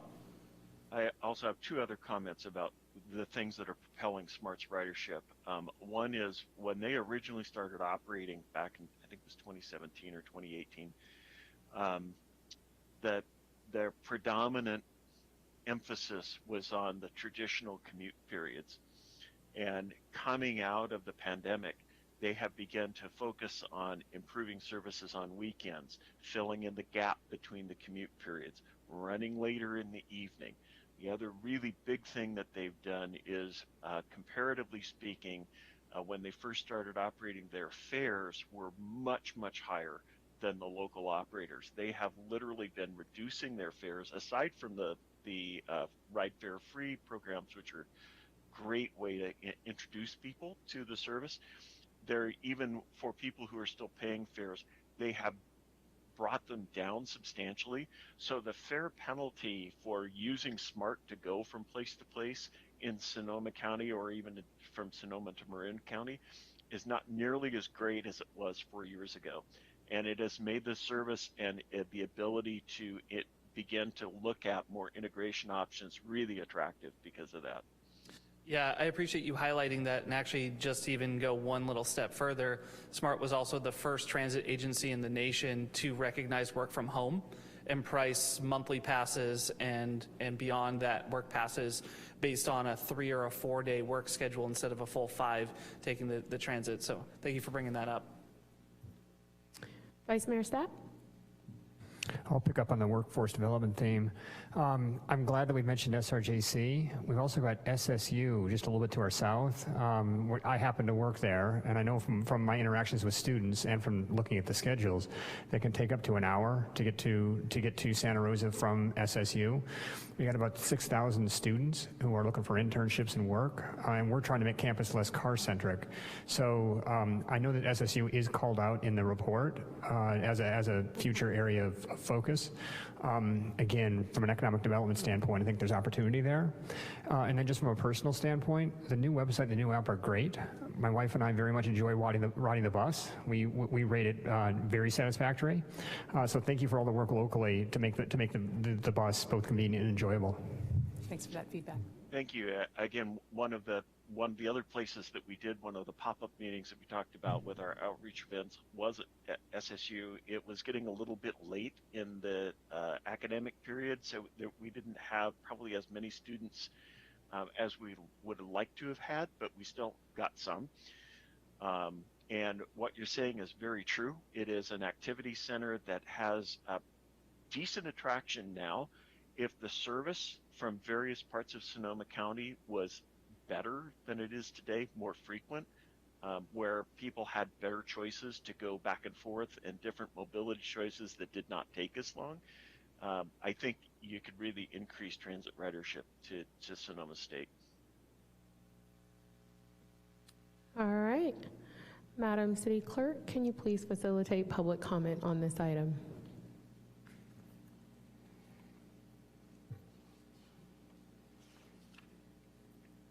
Thank you, Mayor. We are now taking public comment on item 4.1. If you are in the chamber and would like to comment but have not yet provided a speaker card or your name, please make your way to the podium.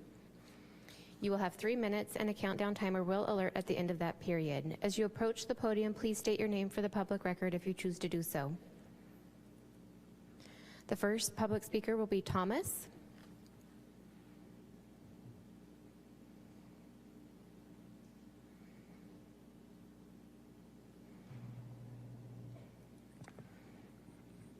Hello, thank you for the opportunity to speak, and a very good item that you are concentrating on.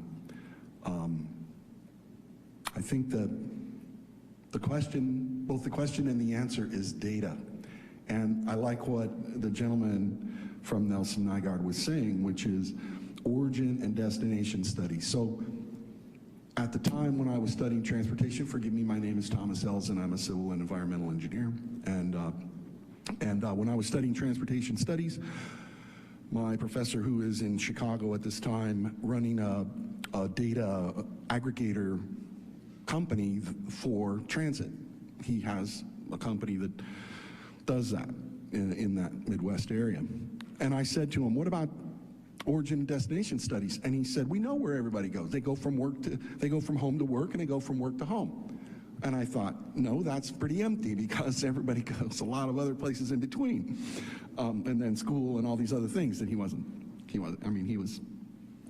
being flippant a little bit. But they were expensive at the time, and the data is expensive to get. But now we have all these abilities to gather data, so particularly with cards and everything like that.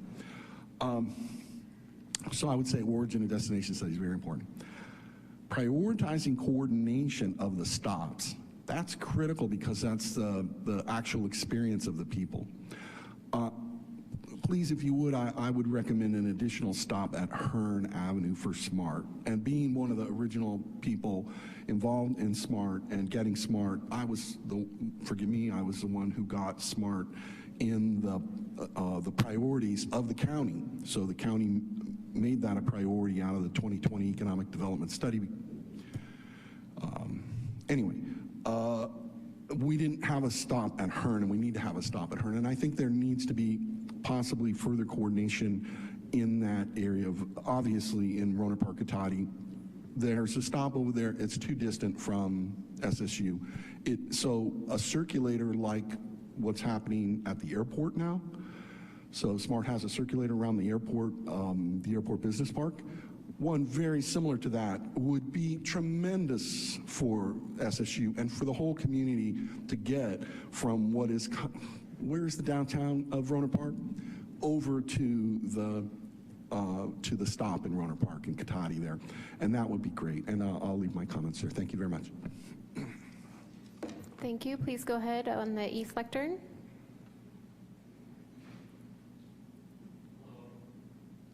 This is Dwayne DeWitt. I'm from Roseland.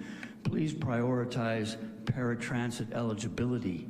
Please make a situation available for veterans, disabled veterans especially, have reached out to me stating that the bus service won't help them get to where they need to be if it lets them off, in this case, Route 2, out by the South Santa Rosa community-based outpatient clinic for the Veterans Administration Health.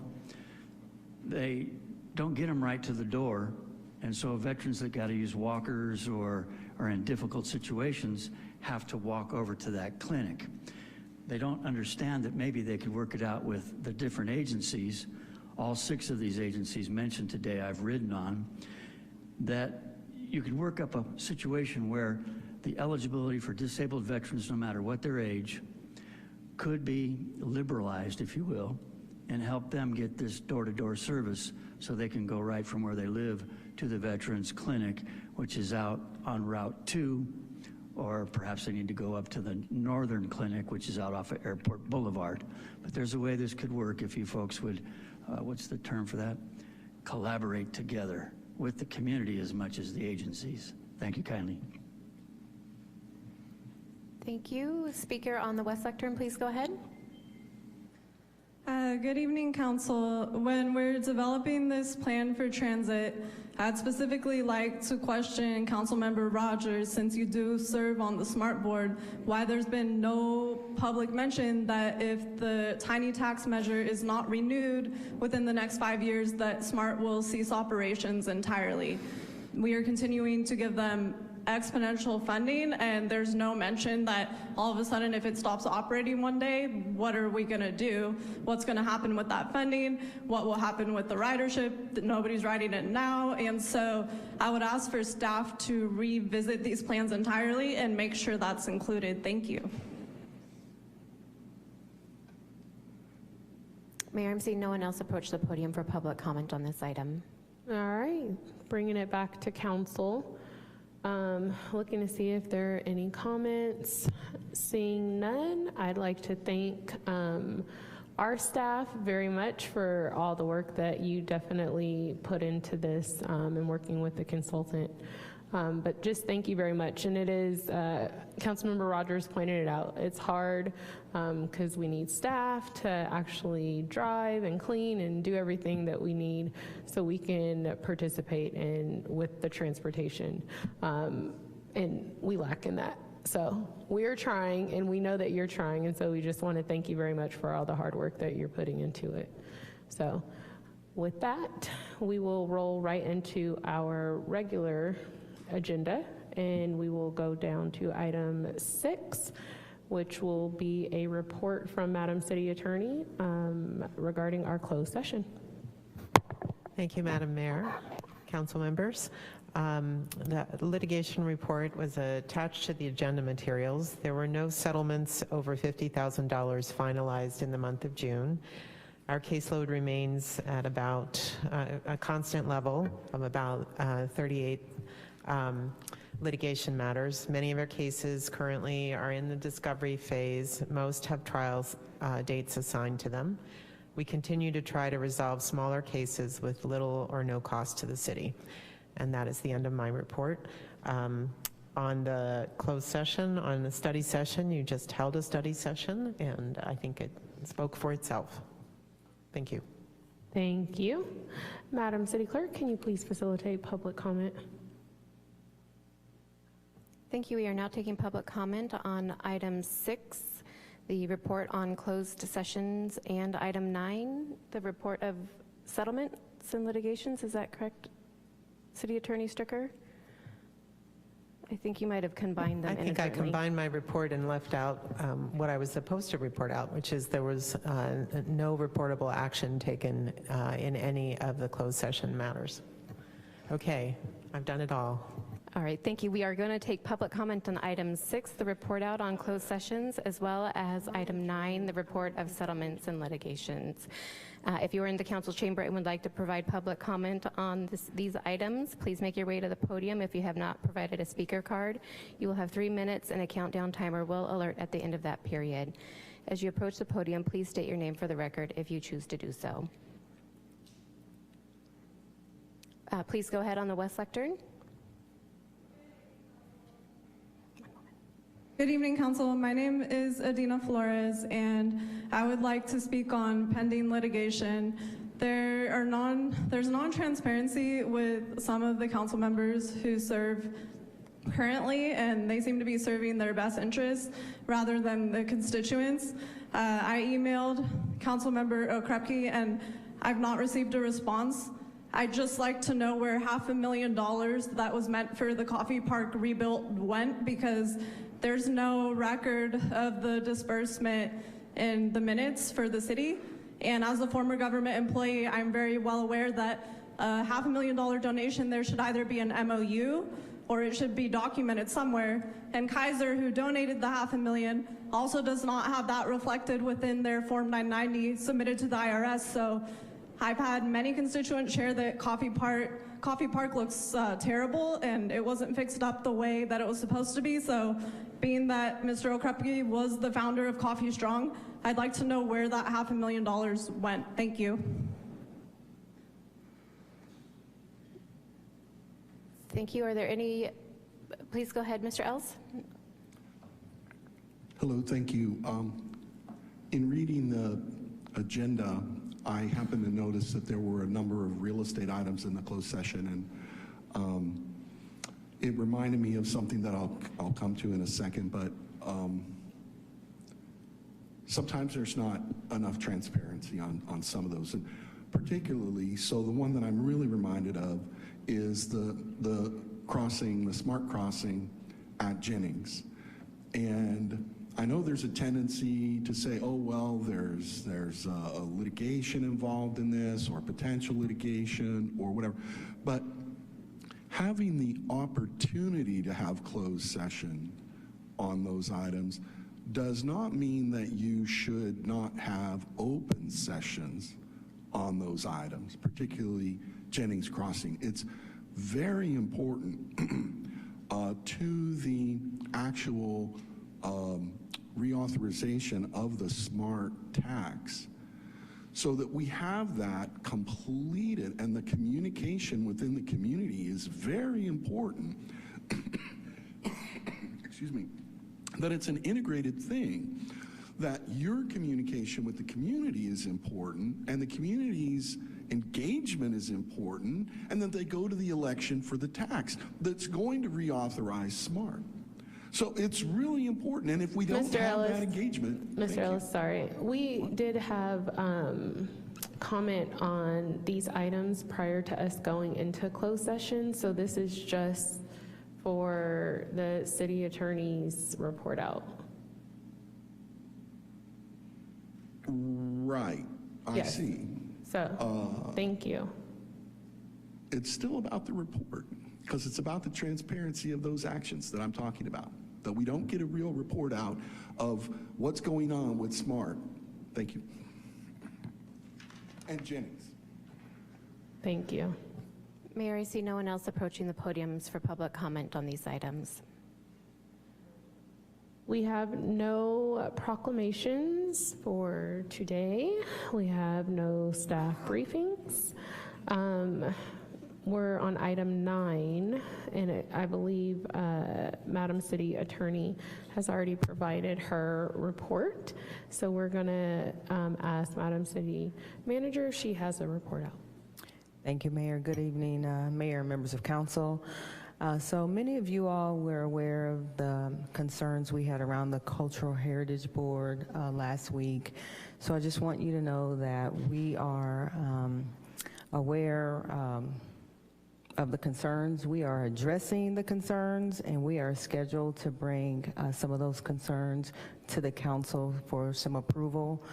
We want to make certain that we are working with you and working with the community to address those in an expedited fashion. If there are additional questions, you can reach out to me, and I will refer those to staff, but we are aware and we are committed to addressing each of those concerns. Also, tomorrow at 5:30, we are having ice cream with a cop. So ice cream, so you know, not pizza, not tacos, we're having ice cream. It's at Fruta Cream at 3080 Marlowe Road. On Tuesday, July the 30th, we're having coffee with the cop at Matote Food Park, and that's at 665 Sebastopol Road. And on August the 6th, beginning at 4:30, National Night Out. That will be located at Dick's Sporting Goods at 1975 Cleveland Avenue. Matote has coffee? Did I hear it wrong? Oh, that's tacos, my bad, tacos. Okay, just checking. I eat both. Well, you can So I get eat coffee and there drink. too, but it's mainly tacos, thank you. All right, just checking. So we'll go ahead and go to Madam City Clerk to go ahead and facilitate public comment. Thank you. Thank you. We are now taking public comment on item 9, the city manager's report out. If you are in the chamber and would like to provide comment on this item but have not yet provided a speaker card, please make your way to the podium. You will have 3 minutes and a countdown timer will alert at the end of that period. As you approach the podium, please state your name for the record if you choose to do so. On the east, please go ahead. My name is Adina Flores, and I'd like to echo the resignation of the Cultural Heritage Board that was just mentioned. They were not included within the fee studies. Their feedback was not included when the permit fees, for example, for major revisions were increased from $1,000 to $17,000. That is astronomical. This is because the council did not understand what they were voting on at the time. Generation Housing, who I believe is present this evening, was requesting to waive developmental impact fees entirely, and that was included in that fee study. So when we are decreasing fees in one area, that burden is carried on individuals in another area. So we have to look at the increases when we're looking at the deficit as well. So because we are building these affordable housing projects that are benefiting the developers on the Generation Housing Board, now the historic district is picking up that burden. Homeowners, the middle class, are being burdened for housing projects that are not affordable whatsoever. So I would ask for council to bring back that fee study and actually know what they are voting on before voting accordingly. Thank you.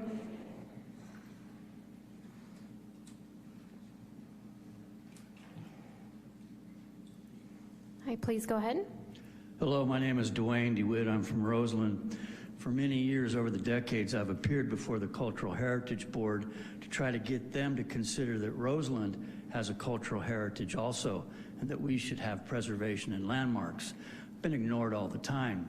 So I think right now, why don't you just abolish this board? Save yourself the money and the time, because essentially what it's been used for is to help property owners in neighborhoods that are considered special, specifically McDonald Avenue, the Burbank neighborhood here, and just you got financial difficulties for the next 3 to 4 years coming around. Save yourself all the trouble on this, just abolish this board, and then go back on those fees and get it back to, you don't even have to have certain types of fees in these neighborhoods, because essentially what we're at is not really saving a lot of the culture in our communities. It's more about somebody's special building getting some sort of preference. I do believe there's more culture in Roseland than in most of those other neighborhoods, and they just don't understand because they've never been around a really broad culture. So abolish the Cultural Heritage Board. Thank you. Thank you, Mayor. I'm seeing no one else approach the podiums for this item.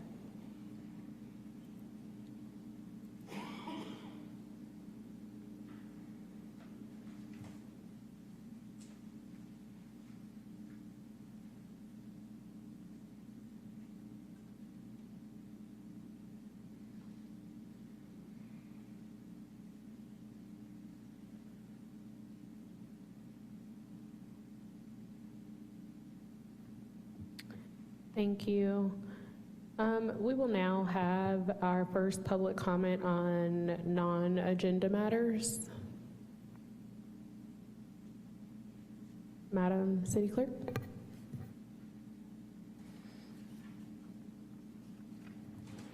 Thank you, Mayor. We are now taking public comment on item 14, non-agenda matters.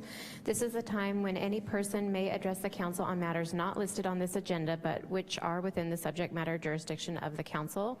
If you are in the chamber and would like to comment but have not provided a speaker card or your name, please make your way to the podium. You will have 3 minutes and a countdown timer will alert at the end of that period. We will take the first we will take 12 speakers under item 13.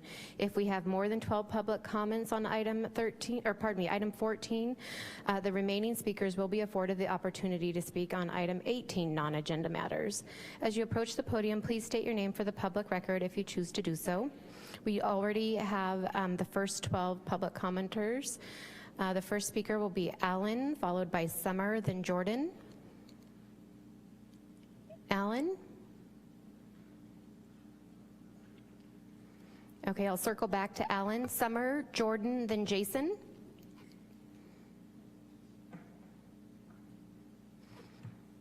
Summer, go ahead. I'm here tonight to read a people's resolution calling for a ceasefire in Palestine and Israel and demanding justice for all, since you have all failed to hear our voices over the past 10 months. We, the people of Sonoma County, living on the stolen land of the coastal Miwok, Southern Pomo, Kashaya, and Wapo peoples, the people who stewarded this land for millennia before being subjected to displacement and genocide by European settler colonizers, believe that all life is precious and that all suffering and loss of life is tragic. We mourn the lives lost on and since October 7th, 2023, due to the violence in Israel and Palestine. As well, we mourn the lives lost in the nearly 100 years leading up to that day. 10 months into the United States-backed Israeli genocide of Palestinians in Gaza and the rest of occupied Palestine, it is conservatively estimated that at least 200,000 Palestinians have been killed. The vast majority of the deaths and injuries being women and children. The entire population of Gaza is being subjected to starvation, thirst, disease, and lack of adequate medical care. Israel continues to block necessary aid from entering the Strip while simultaneously bombing neighborhoods, indiscriminately killing and injuring all in its path, destroying hospitals, factories, power plants, wells and water purification systems, and everything that is necessary to sustain life.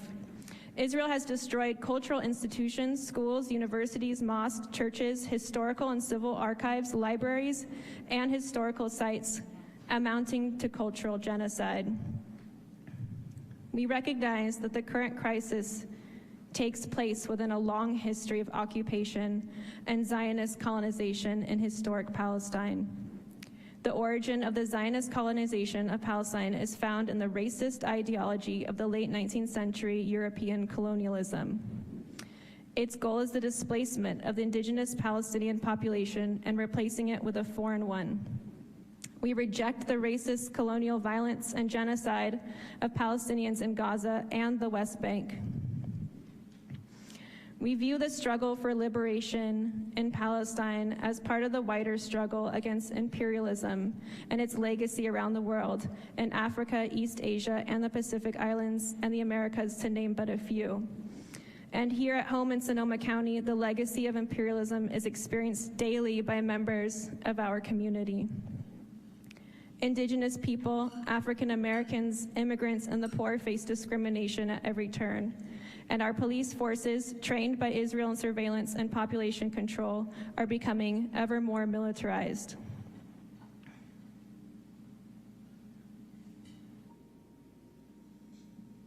Thank you. The next speaker will be Jordan, followed by Jason, then Tammy.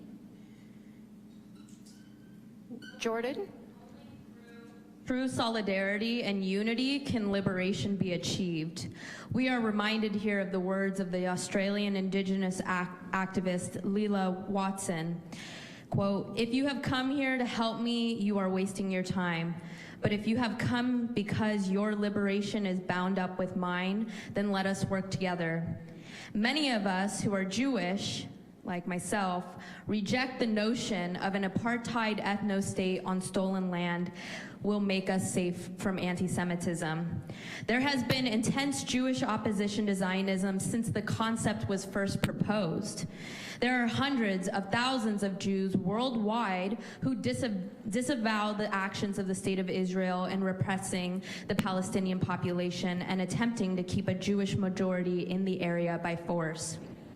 During the many months since October 7th, local politicians and elected representatives like yourselves have failed their constituents and have been silent in the face of calls for them to take actions opposing the genocide in Gaza.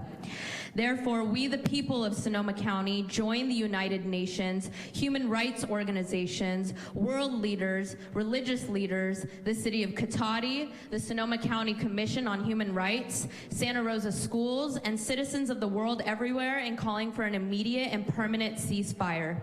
We demand an end to all armed hostilities and an end to U.S. military aid to Israel, including any and all weapons. We call for the prompt release of all hostages and detainees, both Israeli and Palestinian.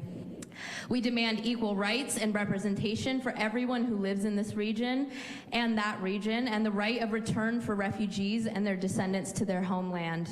We hold that it is the duty of local governments to convey and amplify the will of the people to state and federal governments. Therefore, we call on city and county governments in Sonoma County and around the country to heed the demands of their constituents and join with them in calling for an immediate and permanent ceasefire. These calls for a ceasefire must be backed by concrete and meaningful actions to pressure Israel and the U.S. government, such as divestment from Israel and from weapon manufacturers and companies profiting from the suffering of Palestinians and all oppressed people around the world.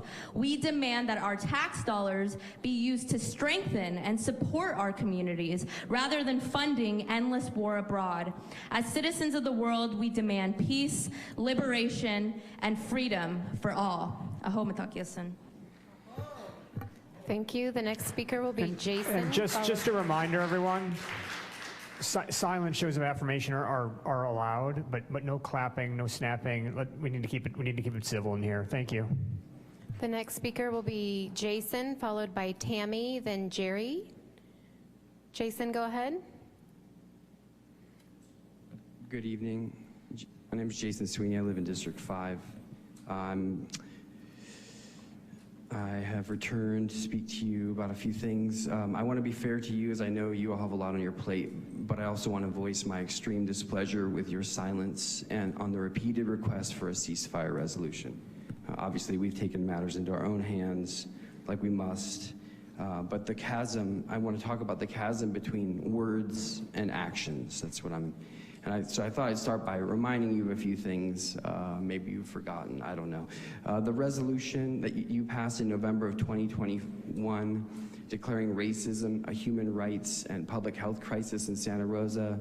I mentioned this, I don't know where Natalie went off to, our lovely mayor, but it feels a little uncomfortable, right, talking about racism as a white person with a certain degree of privilege, but we are not doing the work that is required. We're not having the difficult conversations. Every time someone brings up this type of resolution, they talk about the difficult conversations that need to happen. We're not doing that. We're avoiding it. We're ducking it. And you guys are being silent. I want to remind you, on May 24th, you declared Eritrean Independence Day, which is lovely. On May 5th, you passed a resolution about the Missing and Murdered Indigenous Women, Girls, and Persons Awareness Day, which is also a national issue.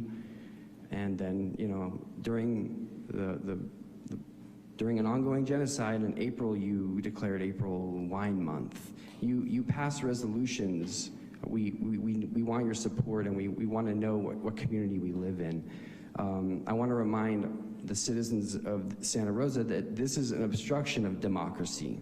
During an election year, we deserve to know where our city council stands on one of the most horrific events of our lifetimes. You cannot stand for peace and justice but remain silent. To be silent is to uphold the system of violence. When our so-called leaders explain that they sometimes must put their feelings aside, ask them about their principles.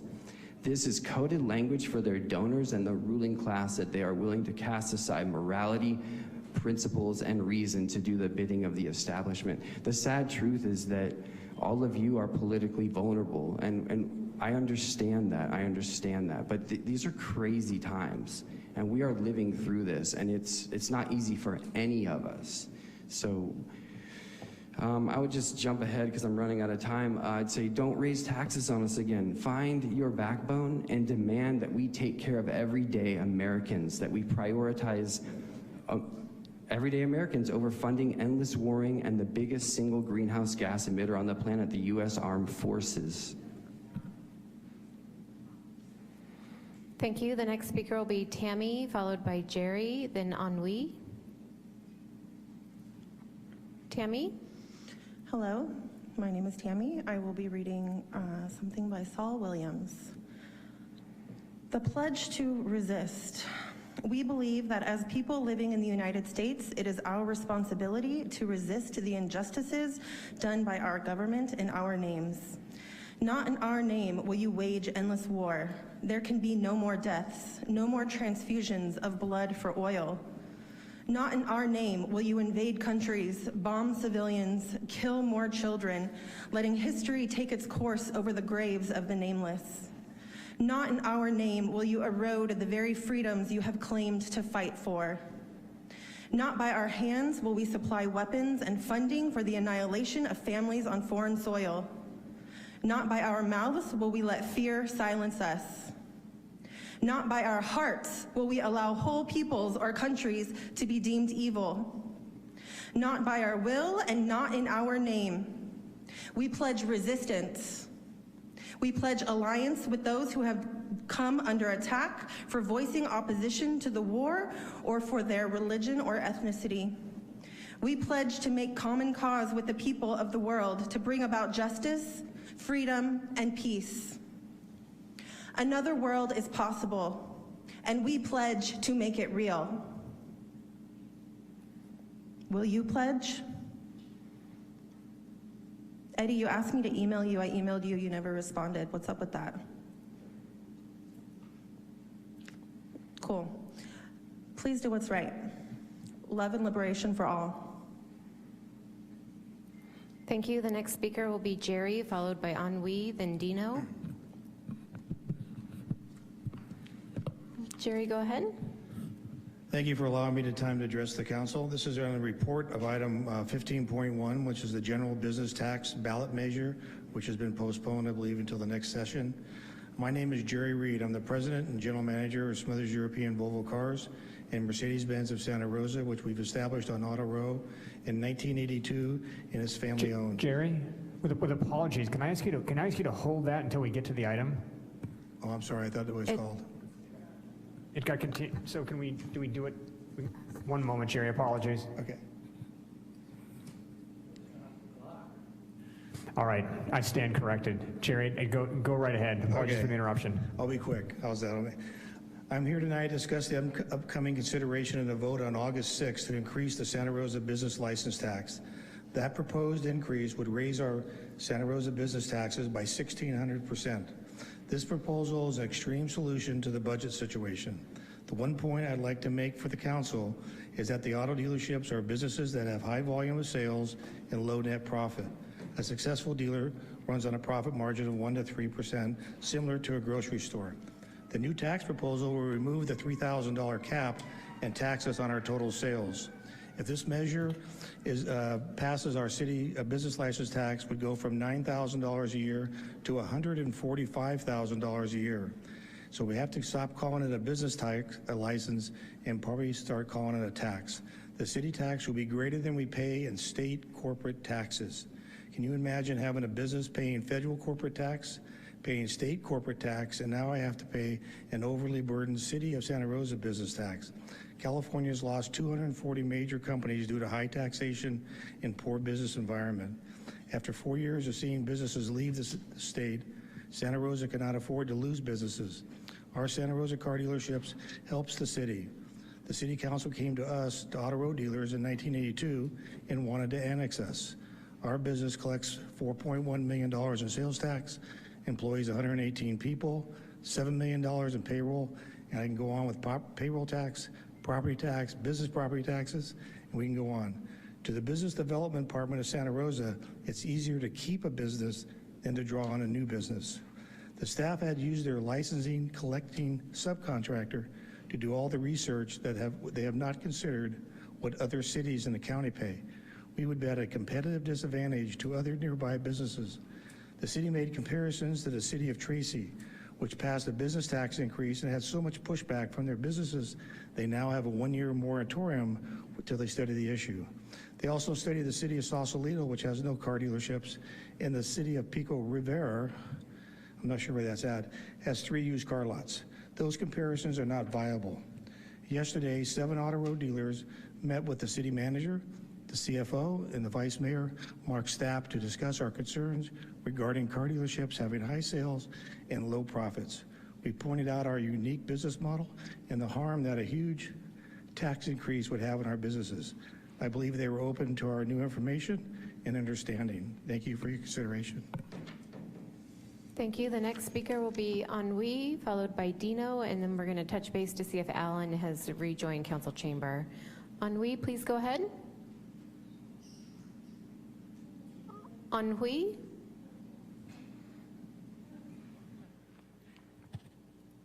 Yeah, my name didn't show up, so in Healy. Hi. Greetings.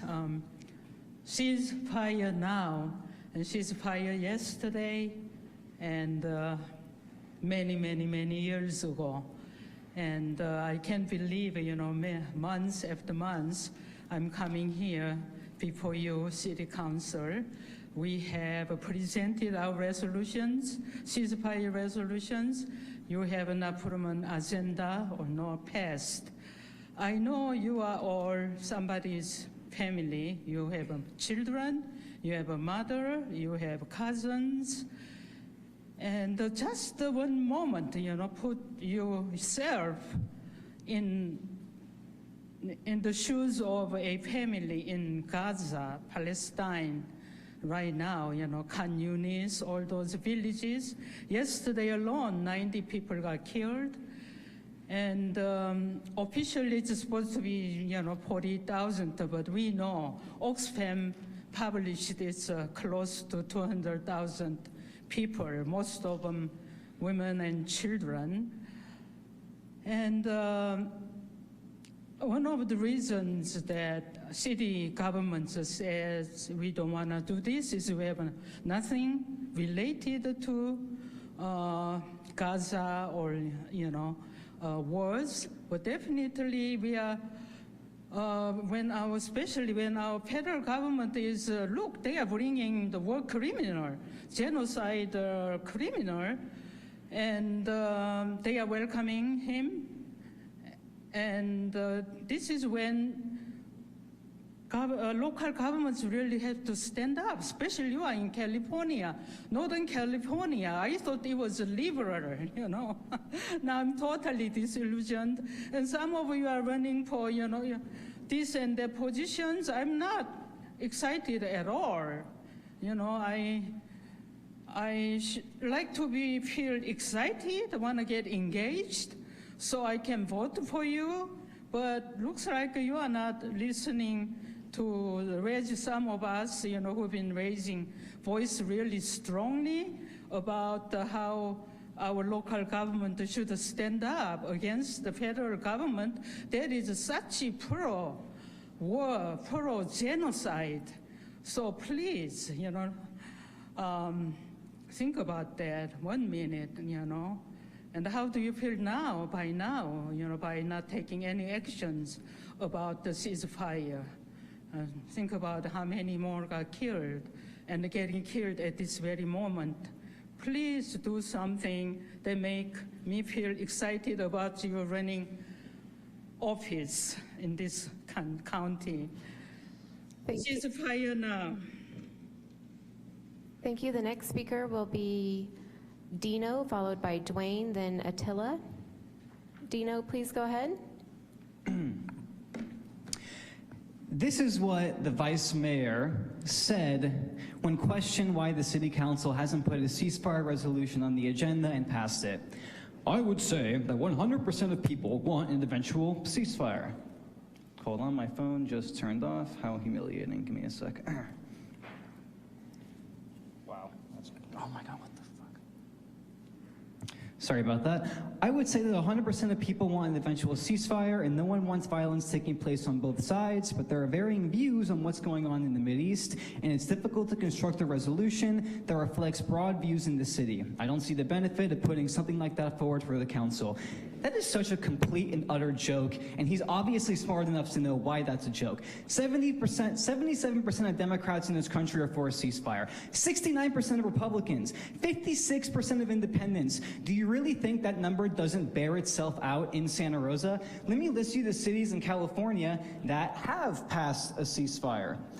Albany, Cotati, Folsom, Fort Bragg, Davis, Brentwood, Richmond, Oakland, Berkeley, or the Berkeley Rent Stabilization Board, San Francisco, Hollister, Madera, Montebello, Panoma, Long Beach, Laguna Beach. Do I need to go on? What tensions did this cause in those communities? None. It brought people together because calling for a ceasefire is calling for peace.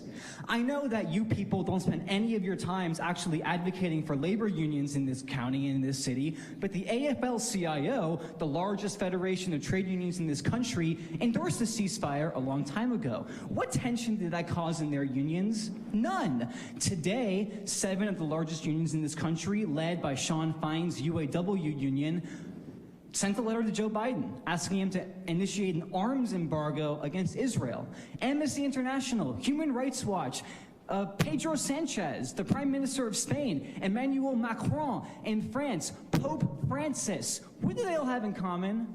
They're all calling for a ceasefire. What tensions did it cause in the Vatican? What tensions did it cause in Rome? What tensions did it cause in Paris or in Barcelona or in Madrid? None. What tensions did it cause in San Francisco?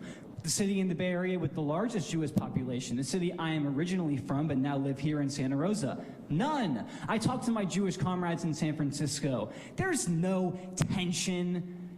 Are you kidding me? You are beholden to power. Noam Chomsky wrote a book during the Vietnam War, wrote an essay in the New York Review of Books called The Responsibility of the Intellectuals.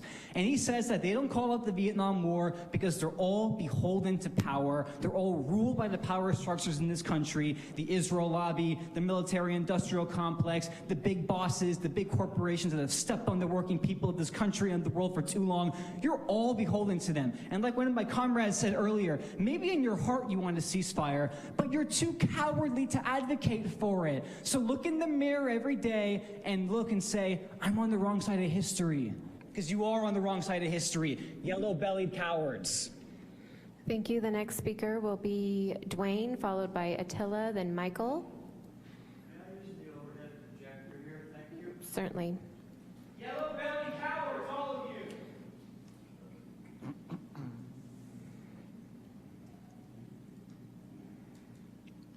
Please go ahead. Okay, just a second. We got to get it all in there.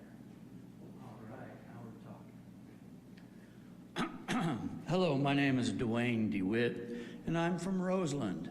And this is a flyer from 9 years ago when the county was talking about how they were going to help Roseland be better with what was called the Roseland Village Neighborhood Center. I was a member of a committee that helped to pick one of the development teams, and it was done so with the idea, it was a promise, and we know we didn't get it in writing for shall or must, but it was about there was going to be a library branch and a community center put into this development. And throughout the planning process, we were always told, yes, there's going to be that library branch there on Sebastopol Road, and there's also going to be a community center in the building once it goes up. It's a taxpayer-funded situation in many ways, and we feel like we've been hornswoggled. It's a word you can look up for fun, but it's not fun when you've been bamboozled like that. And now the city's participating in a game plan to build what they call the Roseland Library down in the Bellevue district. And they basically are neglecting the fact that we have a really nice situation with the small library up in Roseland on Sebastopol Road, which is the heart of that census district that is the most disadvantaged, underserved, and overburdened community, and not just Santa Rosa, but Sonoma County pretty much. So the game plan for us is like, we want you folks to speak up for the Roseland residents. We know Eddie does, and I see he's away right now, but he can listen to this down the road and hear that we're not giving up on making sure that our cultural center of Roseland is recognized, and that we, in this situation for the future, want to make sure that there's less pavement. We also advocated that there should be a 1 acre green space here.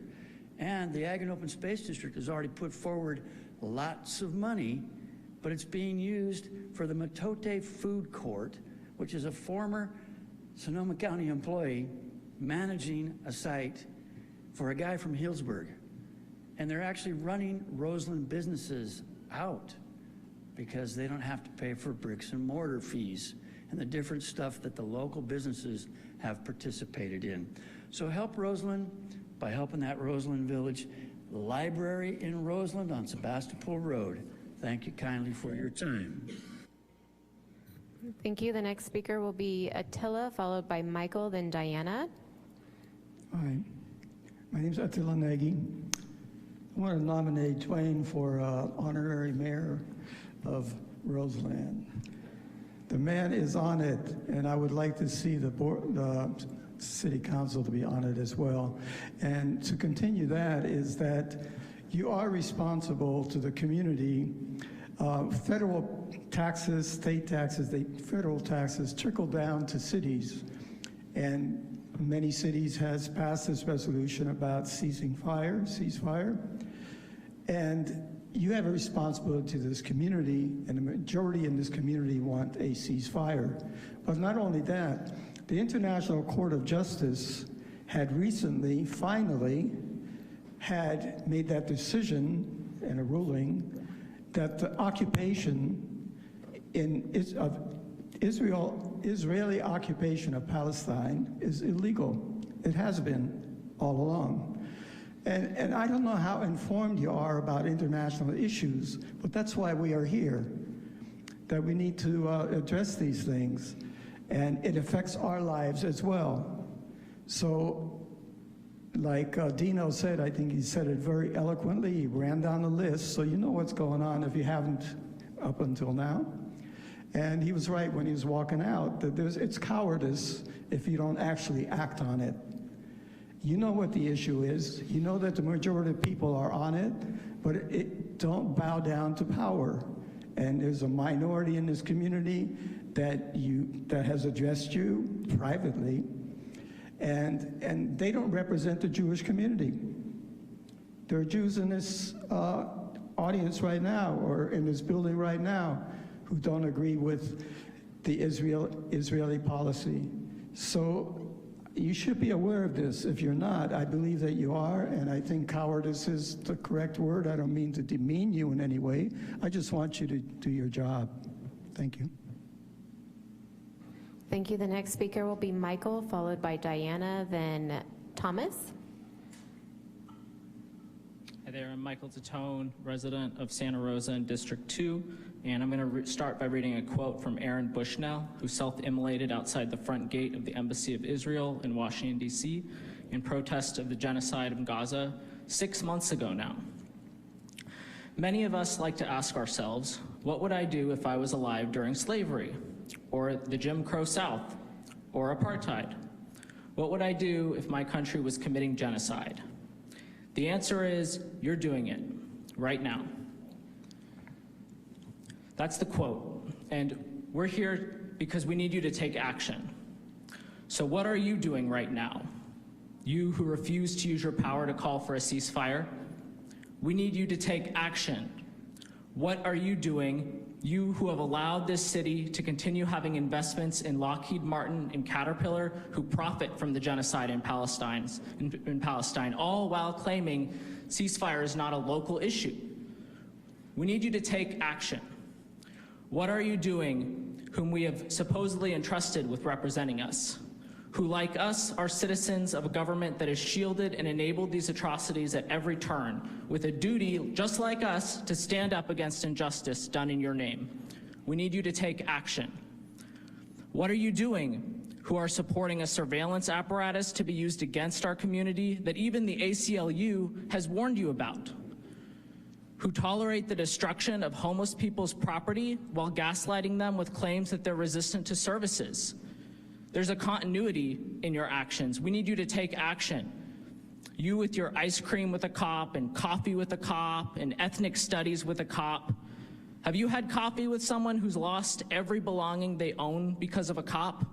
Because it's happened here. We need you to take action today. Will you sign the People's Resolution presented to you today? Please sign the People's Resolution. We need you to take action now.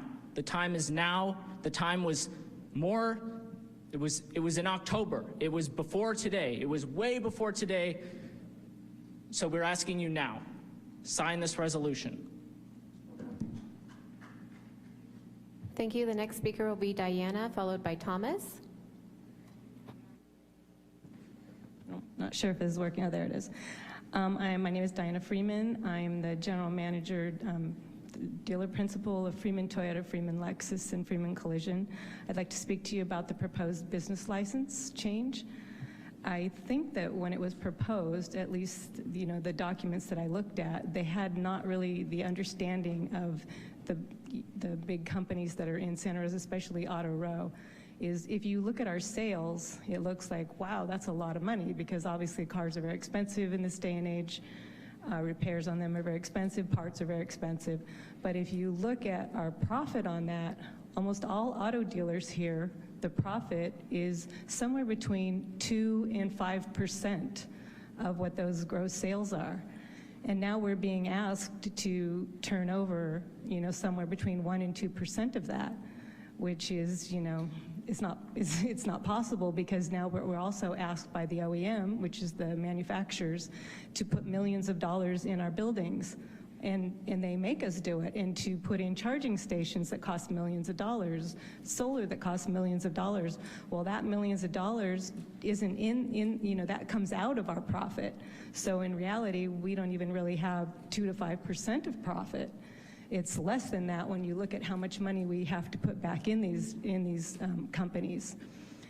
And so I would just ask that you would look at that, because when I saw the comparison at our meeting and they were showing, the little amount that was collected on the license, I noted that was left out was the business property taxes that we pay, which is substantial. For my company, it's $30,000. And then if you look at the property taxes that we pay because of the size of our businesses, for me, those are $650,000 right there. And now with what you're proposing would add another probably $300,000. Now you're making it, it's already a hard business. That's why all the family businesses are selling out. Santa Rosa has, is probably the last, little stronghold of family businesses in California in the auto industry. There's a few sprinkled here and there, but most are being sold out to corporates. And, they hound me all the time. And you guys are making it harder and harder for me to say no. And when they do take over, I'd like you to know that the first thing they do is slash everybody's pay. So all of the people who work for us, most of them will be fired. If they take anybody back, they will be taken back at much less pay than what they have right now. It is, I just ask you to look at this, because as my, the other dealer said to you, they tried to do this without looking into it in Tracy, and Tracy is now in a quagmire because they realized, oh wow, we didn't really realize that these businesses, including Costco and the big box stores, all have very small profits on the other end when you're trying to put the license on the end, of the sales end. So thank you for listening. I hope you would, give us the opportunity to show you further how that really works for us. Thank you. Thank you. The final speaker under item 14 will be Thomas. Please go ahead, Thomas. Thank you for the opportunity to speak, and I want to echo the comments of others here. My comment is about carbon dioxide. Now, Michael was talking about how these decisions that you're making are reflective of a worldview, and And the trouble that we have right now is existential. There are several existential threats, some of which are obfuscating our view of the greatest one, which is the environment. And I want to point that out.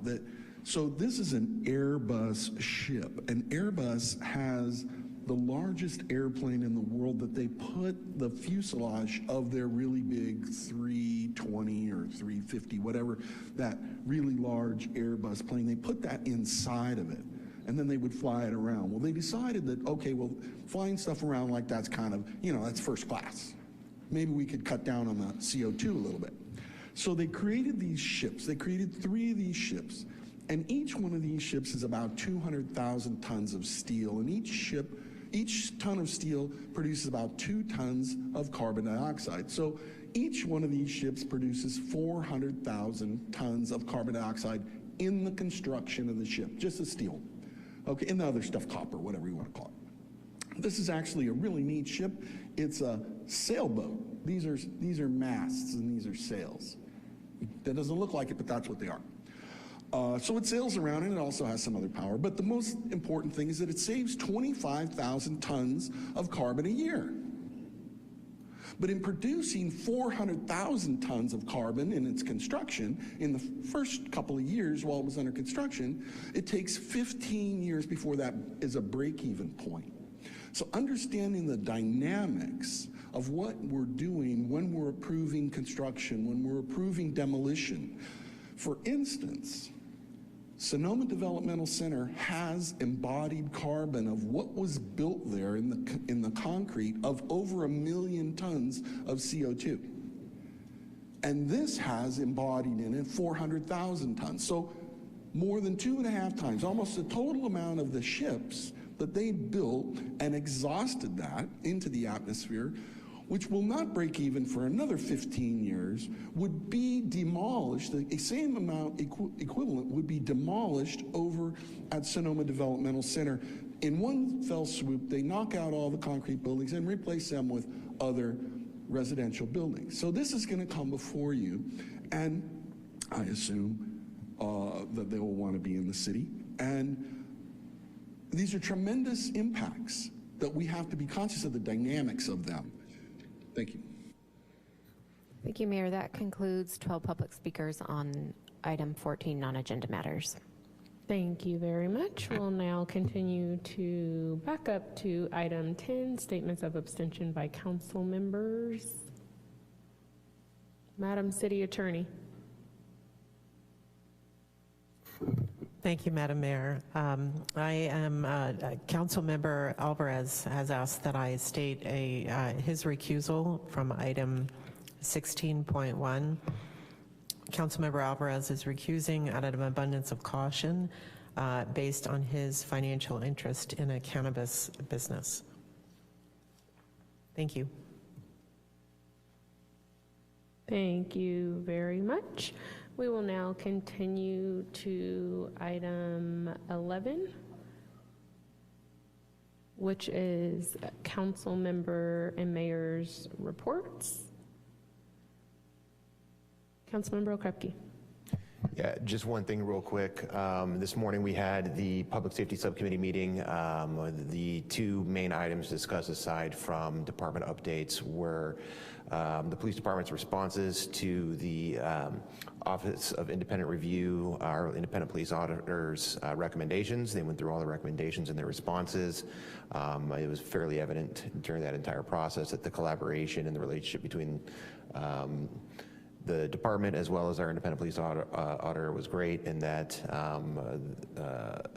all recommendations will be followed as well as possible. The second item that was discussed was the real-time crime center, going through the various technologies that are in use, as well as the purposes of those, the restrictions that are imposed on those by law, as well as self-imposed by policy of the department and the general overall will of the subcommittee and council. That meeting is on YouTube. You can stream it there if you'd like to see more in depth. It was about 2 hours long, so I won't get into it too much more than that. Thank you. Thank you, Councilmember McDonald. Thank you, Madam Mayor.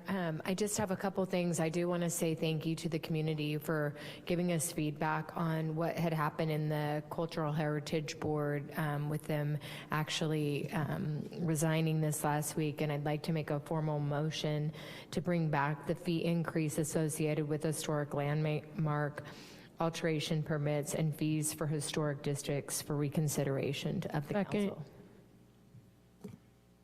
Motion made by Councilmember McDonald, second by Mayor Rogers. Thank you. Can you please restate the motion on the floor? Can you restate the motion, please, Councilmember McDonald? Yes, ma'am. I move to bring back the fee increase associated with historic landmark alteration permits and fees for historic districts for reconsideration to the council.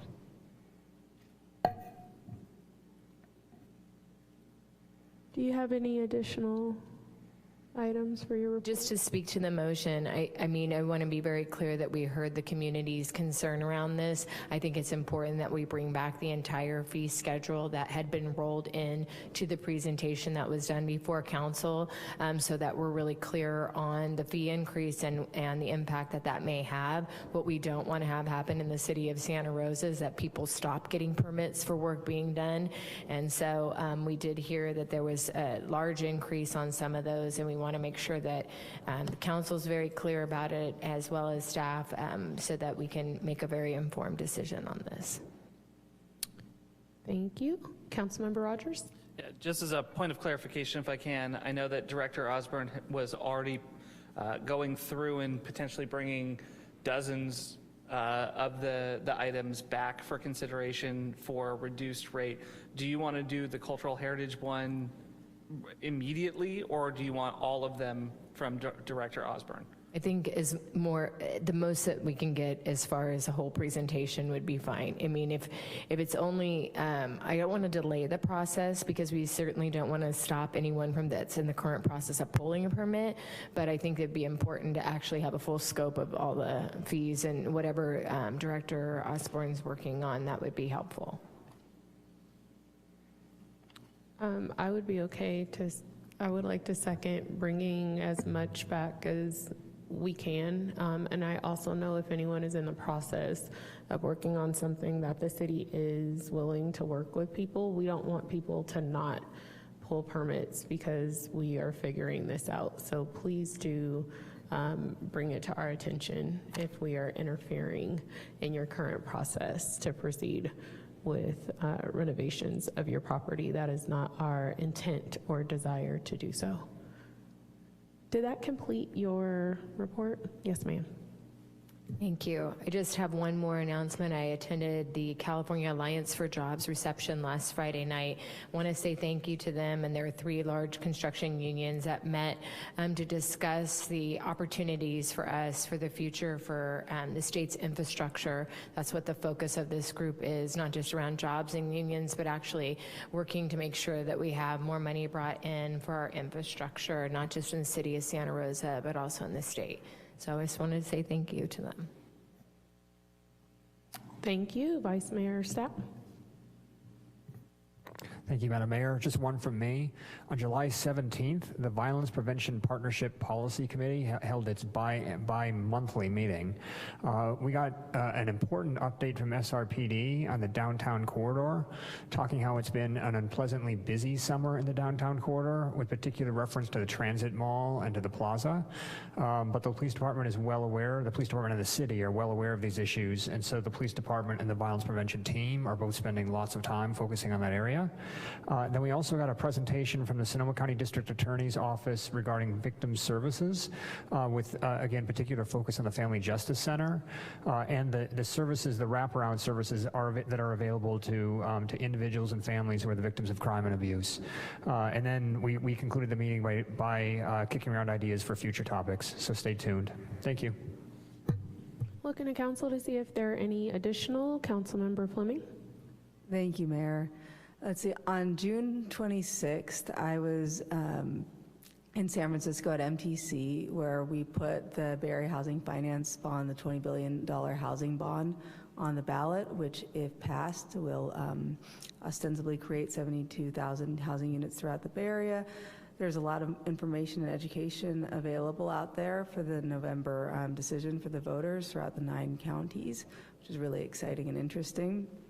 And then last Thursday, I was with Councilmember Rogers and Assemblymember Connolly, where we were there to support the workers of Planned Parenthood, where they celebrated their card check verification and elected to use SEIU as their labor union. It was an excellent opportunity to see what the power of grassroots organizing, compounded with people who care about choice, privacy, and freedom in our communities can do when they put their heads together. So I just wanted to give a shout out to both SEIU and Planned Parenthood for a job well done. All right. For my report, July 11th, the Sonoma County Mayor's Council Association Directors meeting, we were able to review potential ballot measures that are coming up in November, updates and status,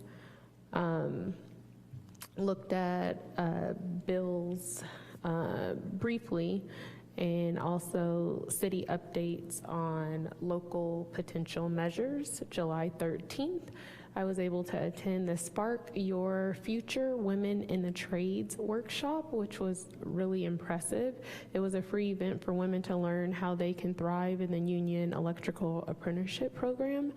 They had the opportunity for women to snap circuits, wire LED lights, pipe in, pull wire, and much more. The facility was beautiful and it took my breath away. Thank you to IBEW Local 551 for welcoming me into the world of electricity and the electrical trades for women. I was able to also attend on that day Park a Month, which we did the work at Southwest Community Park. And again, if you have not participated in Park a Month, I encourage each of you to do so.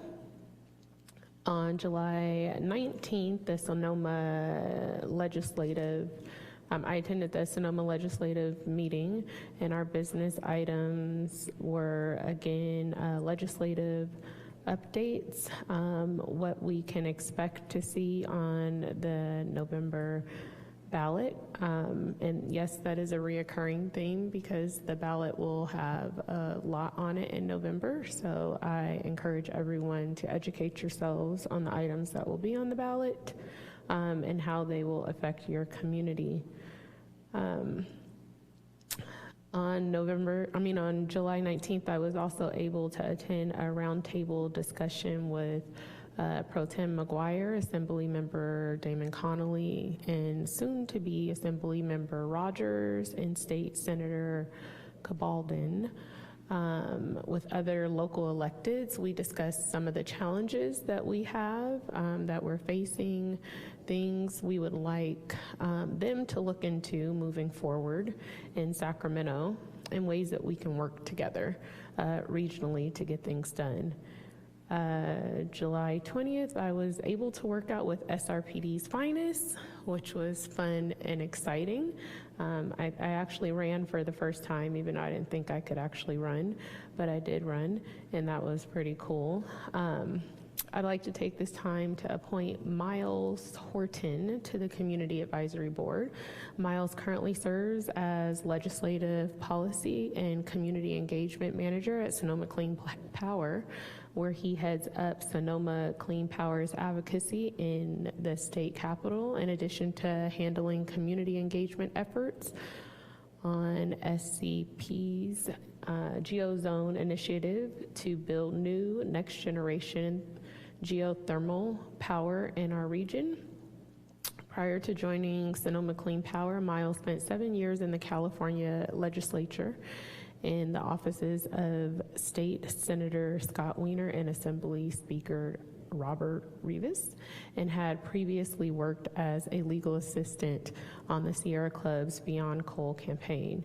He is a graduate of Williams College, where he majored in political economy. In his free time, Miles enjoys hiking, bird watching, and traveling, and he lives in downtown Santa Rosa. So welcome, Miles, to our Community Advisory Board. And with that, Madam City Clerk, may you please facilitate public comment? Thank you. We are now taking public comment on item 11. If you are in the chamber and would like to comment but have not yet provided your speaker card or your name, please make your way to the podium.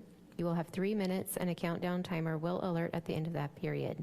As you approach the podium, please state your name for the public record if you choose to do so. The first speaker will be Dwayne.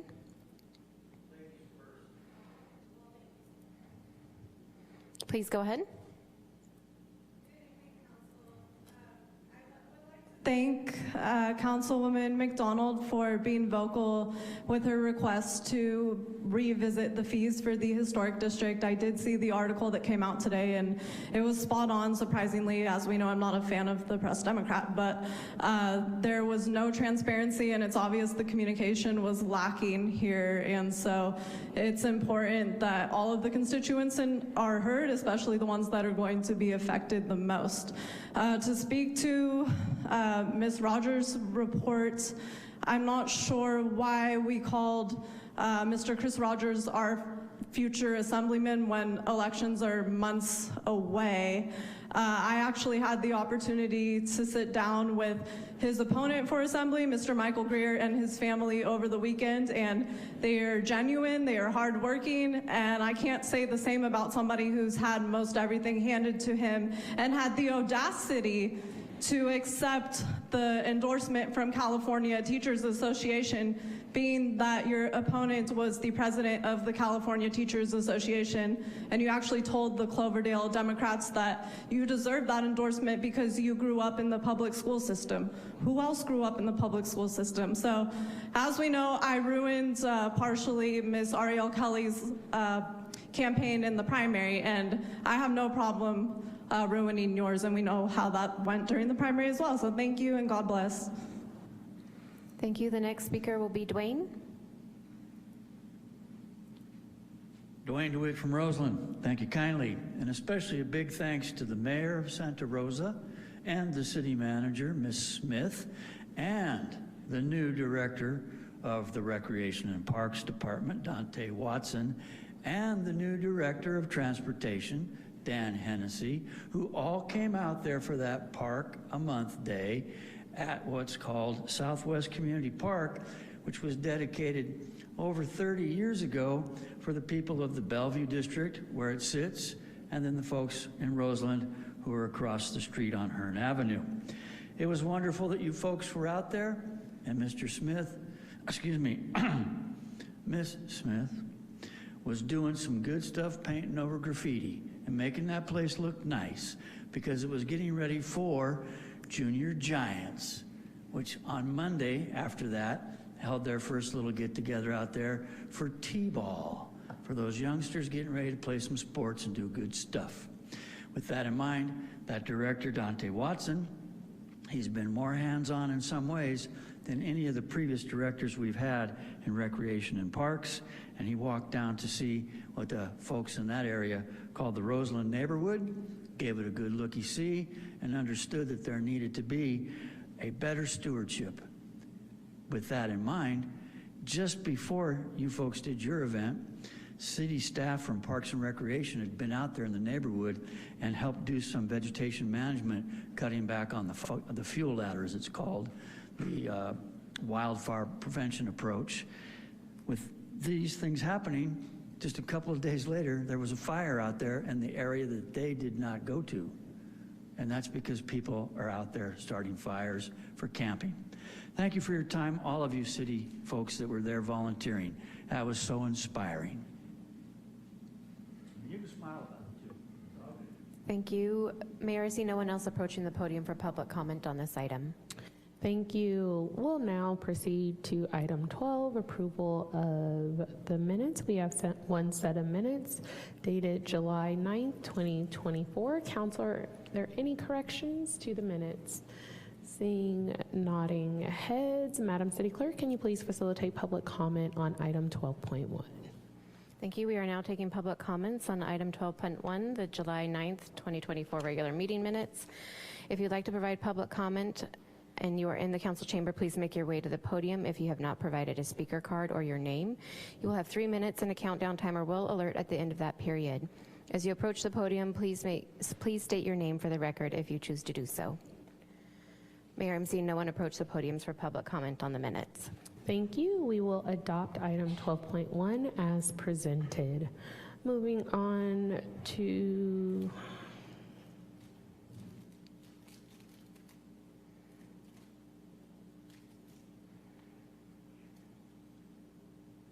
we're going to go ahead and go to our public hearings for tonight. So moving on to 16.1, Madam City Manager. Oh.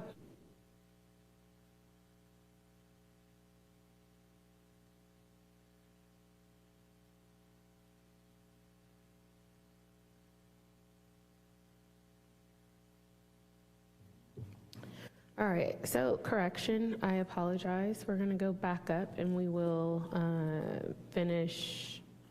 we'll go to item 13, our consent items. Madam City Clerk, can you please, oh, no need to run, sorry. I'm all over the place, I apologize. May you please read the consent items? Thank you, Mayor. Item 13.1. Contract award, Roseland Pavement Maintenance 2024. Item 13.2, resolution Go Sonoma Cooperative Agreements. This item was continued from the July 9th, 2024 regular meeting. Item 13.3, resolution approval of First Amendment to Professional Services Agreement number F002371 for State Legislative Advocacy Services with Rennie Public Policy Group, a division of Rennie Public Law Group, LLP. Item 13.4, resolution renewal of enterprise agreement with ESRI or ESRI for GIS software. Item 13.5, resolution Fourth Amendment for 1-year extension with Acela Incorporated for planning and development related software support services. Item 13.6, resolution Second Amendment to purchase order number 165140 with Universal Site Services Incorporated. And item 13.7, resolution extension of proclamation of local homeless emergency.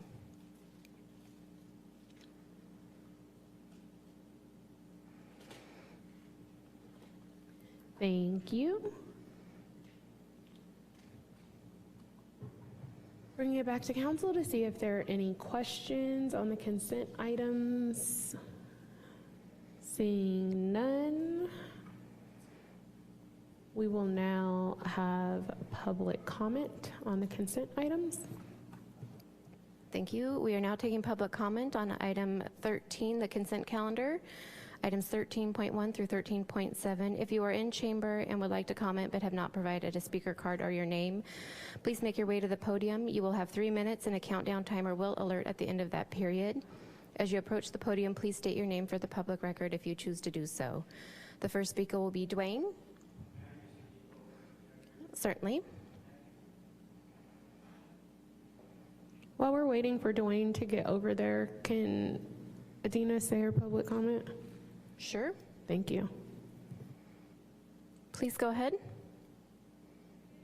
So I would like to speak to, I believe it was 13.7 regarding the extension of the homeless emergency. And as we all know, the big question in California that's been in surprisingly the mainstream media constantly is where that money is going. And a particular organization by the name of DEMA Consulting and Management received $26 million no-bid contracts from the County of Sonoma and was operating those sites out of Santa Rosa. I've sent you all emails regarding my concerns over DEMA, and you've been non-responsive. The individual to handle the independent audit was Mr. Eric Roser, the auditor for the County of Sonoma, but I was a bit confused because his wife, Kimberly Roser, was the head of procurement for health services. She actually procured those contracts, and so it's just interesting there's been no mention of that. So that raises my skepticism regarding the homeless monies and the fact that they don't seem to be going to the homeless community. DEMA actually expanded their business out to Harris County, Texas, and the health services director, Ms. Barbie Robinson, brought her public information officer for the county, Mr. Rohish Lal, along to Harris County with her to operate health services there. And from that point onward, they developed the HEART program to once again contract with themselves. The sheriff's office, Ms. Kathy Yost, who is the director of communications for Harris County Sheriff, her name was on the DEMA corporate filing for Harris County, Texas. She actually resigned from her position of 24 years. And so that corporate filing oddly was signed in Texas the same day as Sonoma County Supervisor Gore bought his home in Galveston County, Texas, which is about 45 minutes away.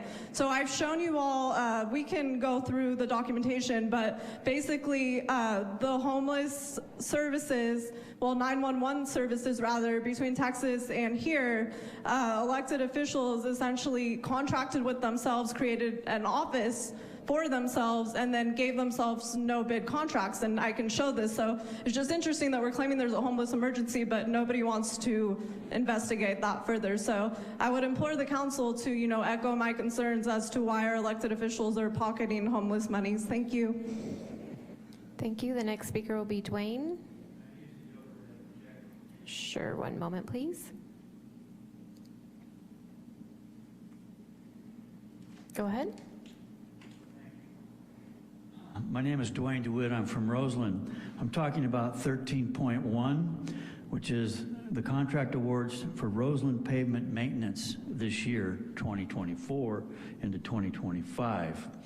So 7 years ago, when the city annexed Roseland, there was an agreement with the county that they would be giving the city $640,000 a year, and that this would go on for 10 years. So after 7 years, you should have $4.2 million at least, and we don't know where that money's gone. We don't know the accountability on when roads are getting fixed.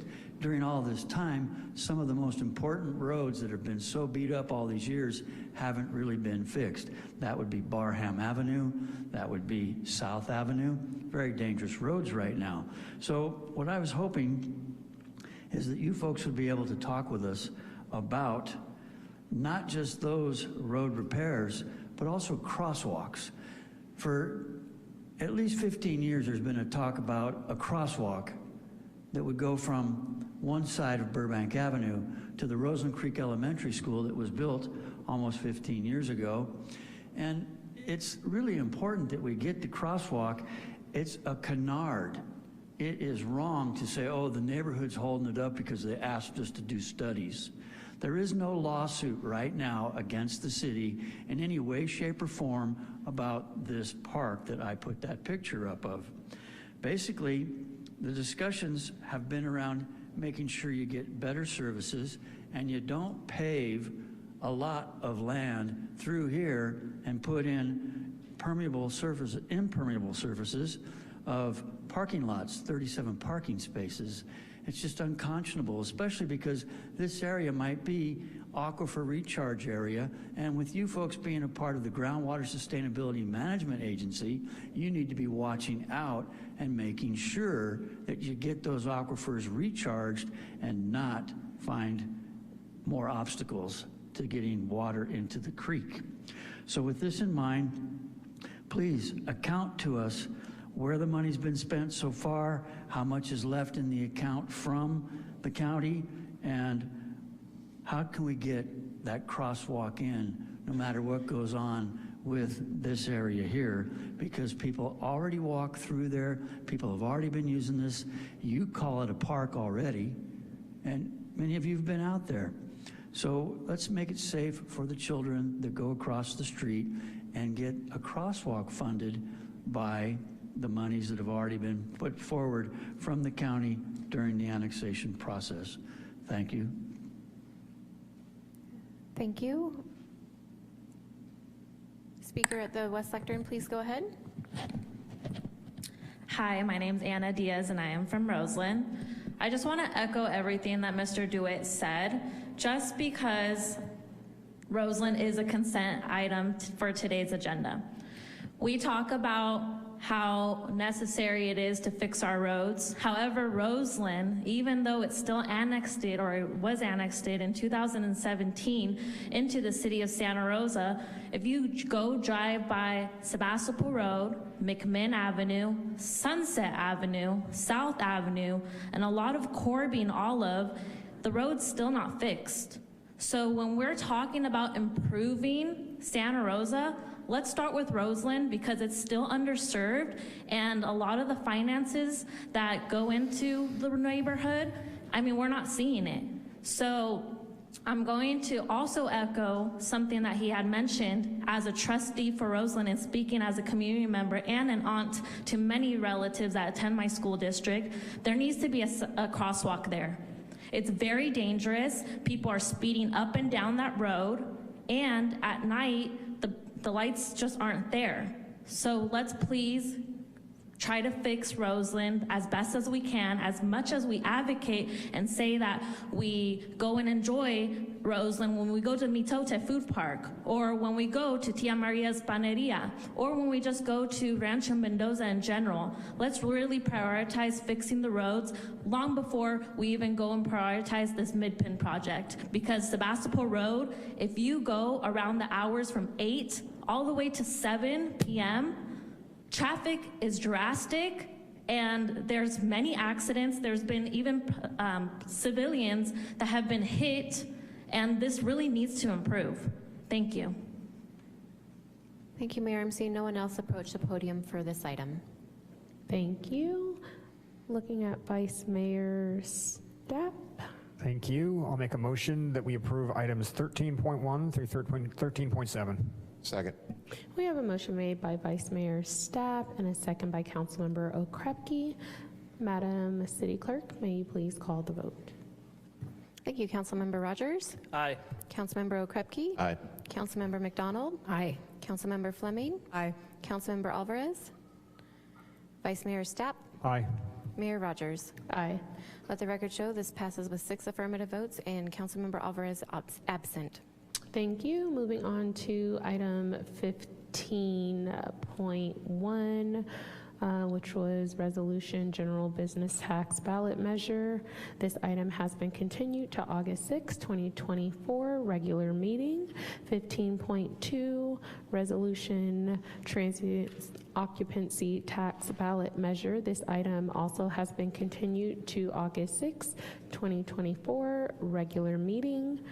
Moving on to item 16.1, which is our first public hearing for tonight. Madam City Manager. Item 16.1 is public hearing, ordinance of the Council of the City of Santa Rosa, adding Chapter 6-20 of the Santa Rosa City Code titled Regulation of Retail Tobacco Sales, authorize the city manager to negotiate and execute an agreement with the county for compliance, monitoring, and enforcement.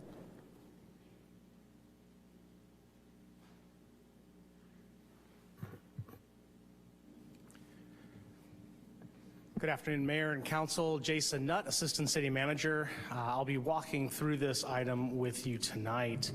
This is a public hearing and a revisitation of the first read of this ordinance.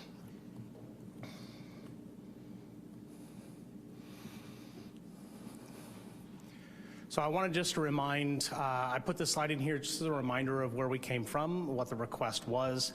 We did put this at the request of council during a council goal setting session.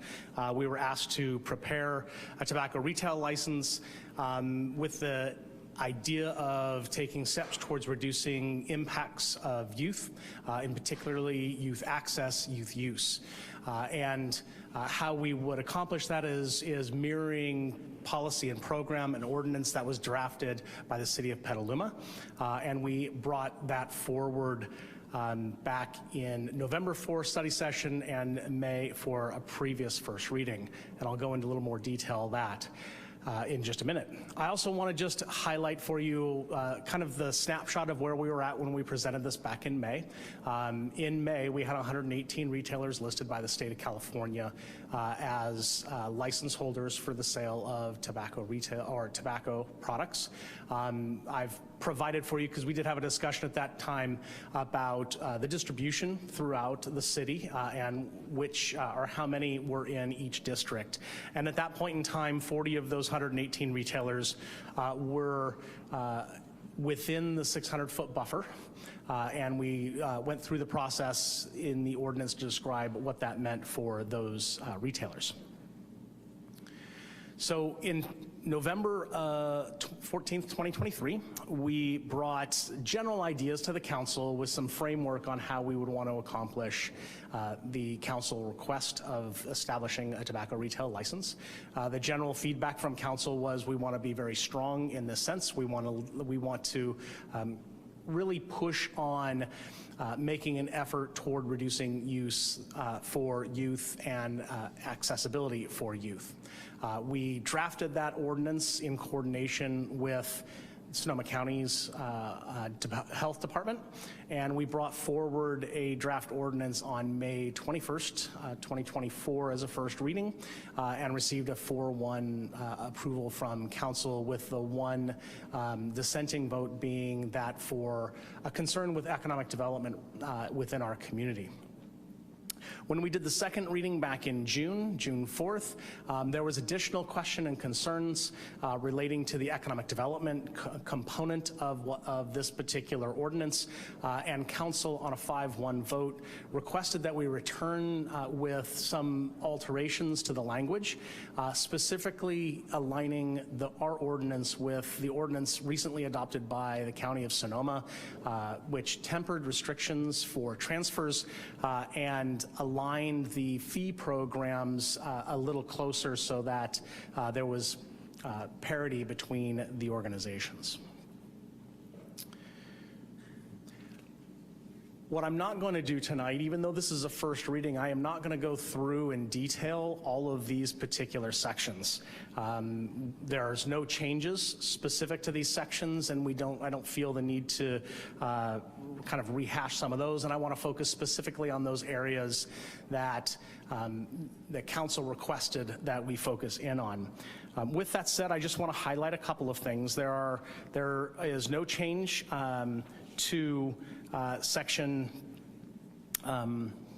there's no change to section 50, which is the package pricing, and pricing portion. There's no change on the limits of eligibility for tobacco retailers, minus one piece, which included a transfer component, and we've eliminated that and just referenced what is now a new section. There is no change on the eligibility relating to the 600-foot buffer. So the key components that council had requested that we incorporate are all remaining within this as far as primary ordinance components. Now, we're going to step in and talk about those specific areas that you requested. First and foremost is under the eligibility component. There is a section in there that relates to density and total number of retailers within our community. After consultation with Sonoma County, we determined that the language there was somewhat restrictive, meaning the numbers within the state are always changing. In fact, the report back from the county 2 weeks ago was that the number had reduced from 118 to 115 retailers within the city. And therefore, what we wanted to do was to remove the specific reference to a number and just state that at the time that the ordinance is adopted by the council, that that number of retailers would be the upper cap of our ordinance. There's a second component of that section which relates to more of a density piece, which what we outlined was that the number of retailers allowed would be consistent with one retailer per 2,500 residents or population within the city. The way that works out is it establishes a different cap, and that cap at this point, based on 175,000 population, is about 71 total retailers, which if we have a change or if we have a retailer that's currently licensed that drops out, we would not be allowed to issue a notice of availability for new licenses until we reduce the total number of retailers to 71. And so I've provided two components here, and you'll see this with most of the discussions today. The proposal right now in the ordinance is to leave the language status quo. It changes only by eliminating the number, stating that we're going to adopt the total number as of the date of the ordinance that the state has currently listed, and we'll retain the density provision that says 1 per 2,500, or one retailer per 2,500 population. And however, there's an alternative that I wanted to propose, which is that we would remove the density component of that language. And here's the rationale and why I'm providing that as an option. Is the proponents of the recommendation during our last meeting were about economic development. And with that, it could be viewed that we're still addressing and impacting the economic development of the retailers by establishing a new cap that's utilizing the density.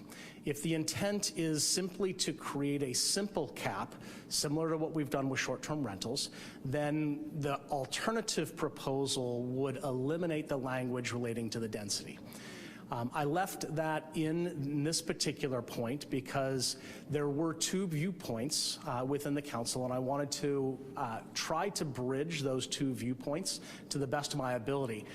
One is alignment with adjacent agencies, and all agencies around us have that density provision in them.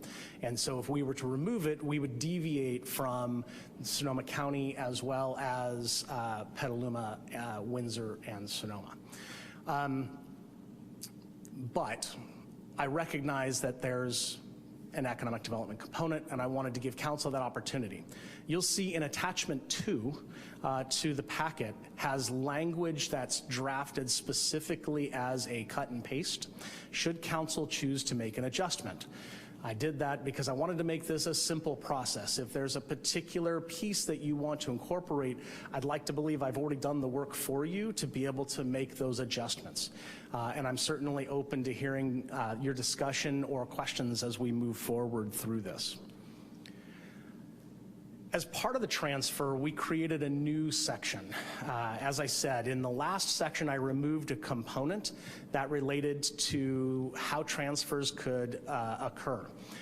By adding section 65, we are utilizing language that's contained in Sonoma County's ordinance that they recently adopted. It eliminates the restrictions on transfers for anyone who's currently existing, even if they're a grandfathered license, with a few exceptions.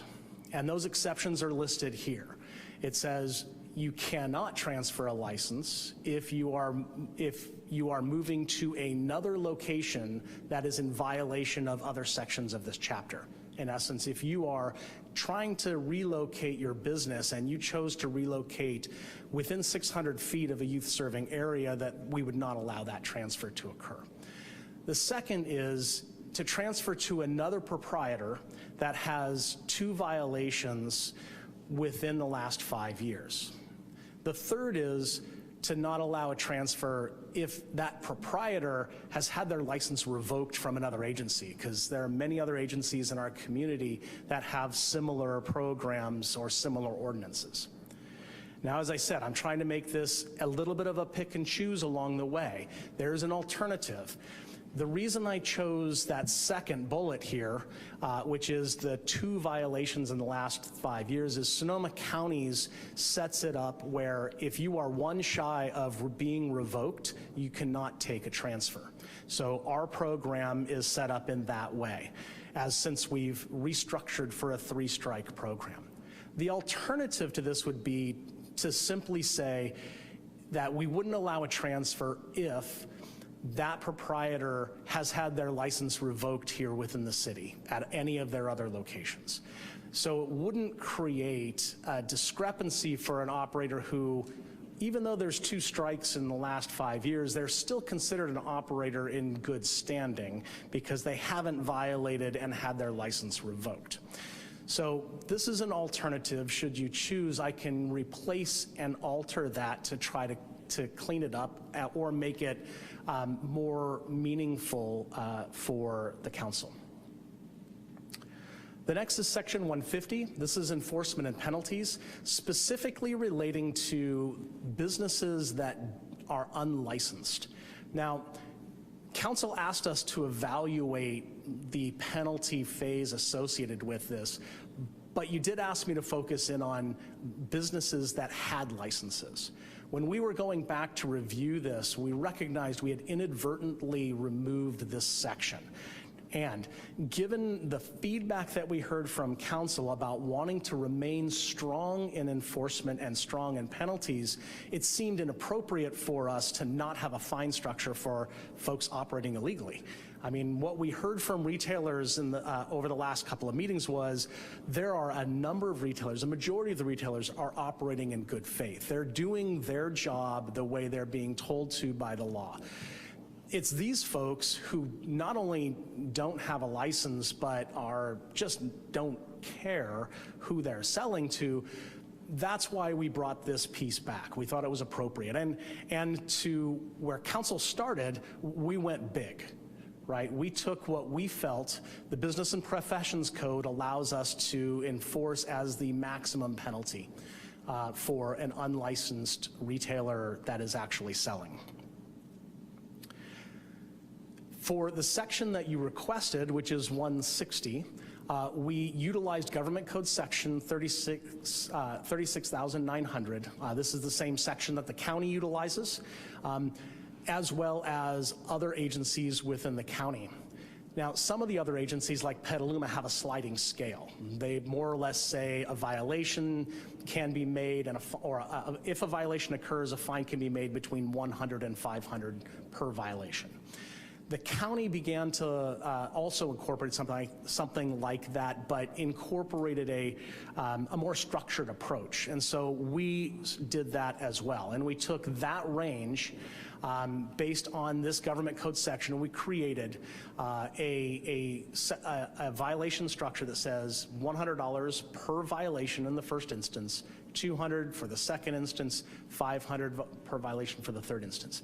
Now, recall when we talked the last time, per violation is every product that violates our code is $100. If a retailer has 1,000 products sitting in their business that violate this code, it's 100 times the 1,000. And that is the fine that they would be issued. So the good news for those council members who want to see strength, if they're really misbehaving, they're gonna get hit with a big fine. If they're just a little bit misbehaving, it's not going to be as severe, and it's more, and the code structure is in alignment with our neighbors. Now, as I mentioned before, we also took this at council's request, and we restructured to a 3-strike program. So we're not doing a 4th strike. At the 3rd strike, basically, we're going to be revoking licenses. There is an alternative language here, and I mentioned two different code sections, the Business and Professions Code and then the Government Code. Should council want to simply have a single code reference within our ordinance, staff is recommending that we go back to the Business and Professions Code and we take the minimum threshold that they identify there. We think that's still extremely strong. It's significantly stronger, as you see from the numbers, than the Government Code section. And the value and benefit here would simply be that retailers and our enforcement team would only need to go to one code in order to identify how they would be applying the fines. The other piece that I added in here is this last bullet. And regardless of which code section we choose, I want to offer this as a potential that says we're adding a new section or subsection that says the total fine per instance shall not exceed $10,000. Meaning, regardless of if there's 1,000 units there, that the maximum fine for that retailer would be $10,000 for that particular instance. So it's another option, and that number was selected. There are other agencies that have used the $10,000 total cap, and I was trying to be consistent there. But again, it's there for us should the council request that we incorporate that into the language.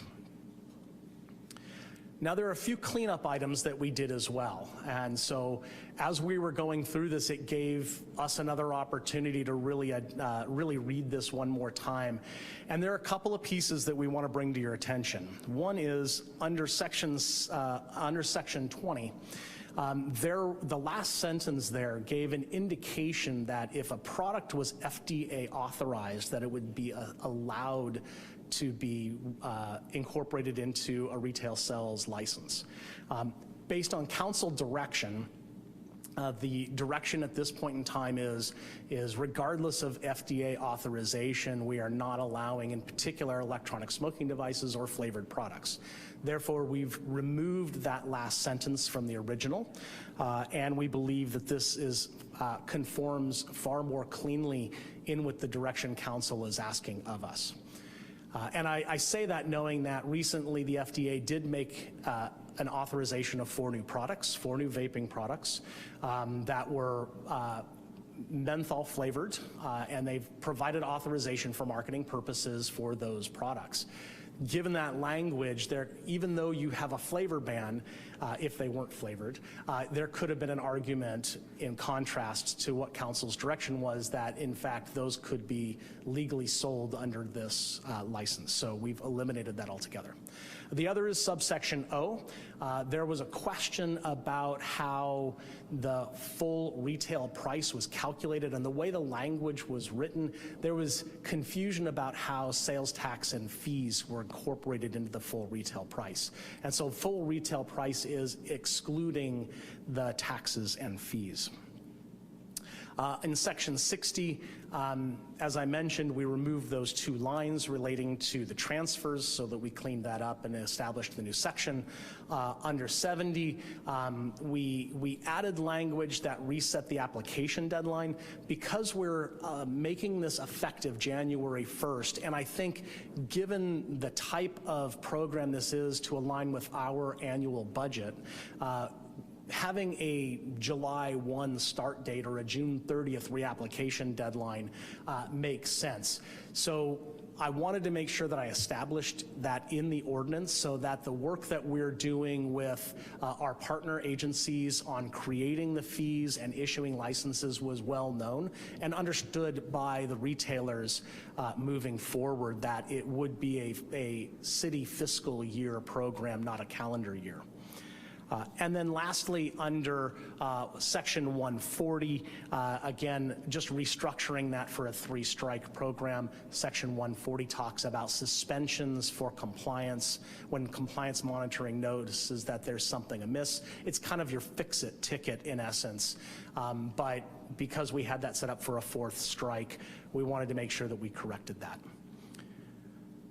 So with that, it's recommended by the City Manager's Office that Council hold a public hearing to discuss the regulation of tobacco retail sales, introduce this new ordinance, adding Chapter 6-20 to the Santa Rosa City Code titled Regulation of Tobacco Retail Sales, and 3, by motion authorize the City Manager to negotiate and execute an agreement with the County of Sonoma for license administration and compliance monitoring. I'm happy to answer questions about this. I also have counterparts from our code enforcement team, as well as our friends at the County of Sonoma Health Department, if you have questions for them.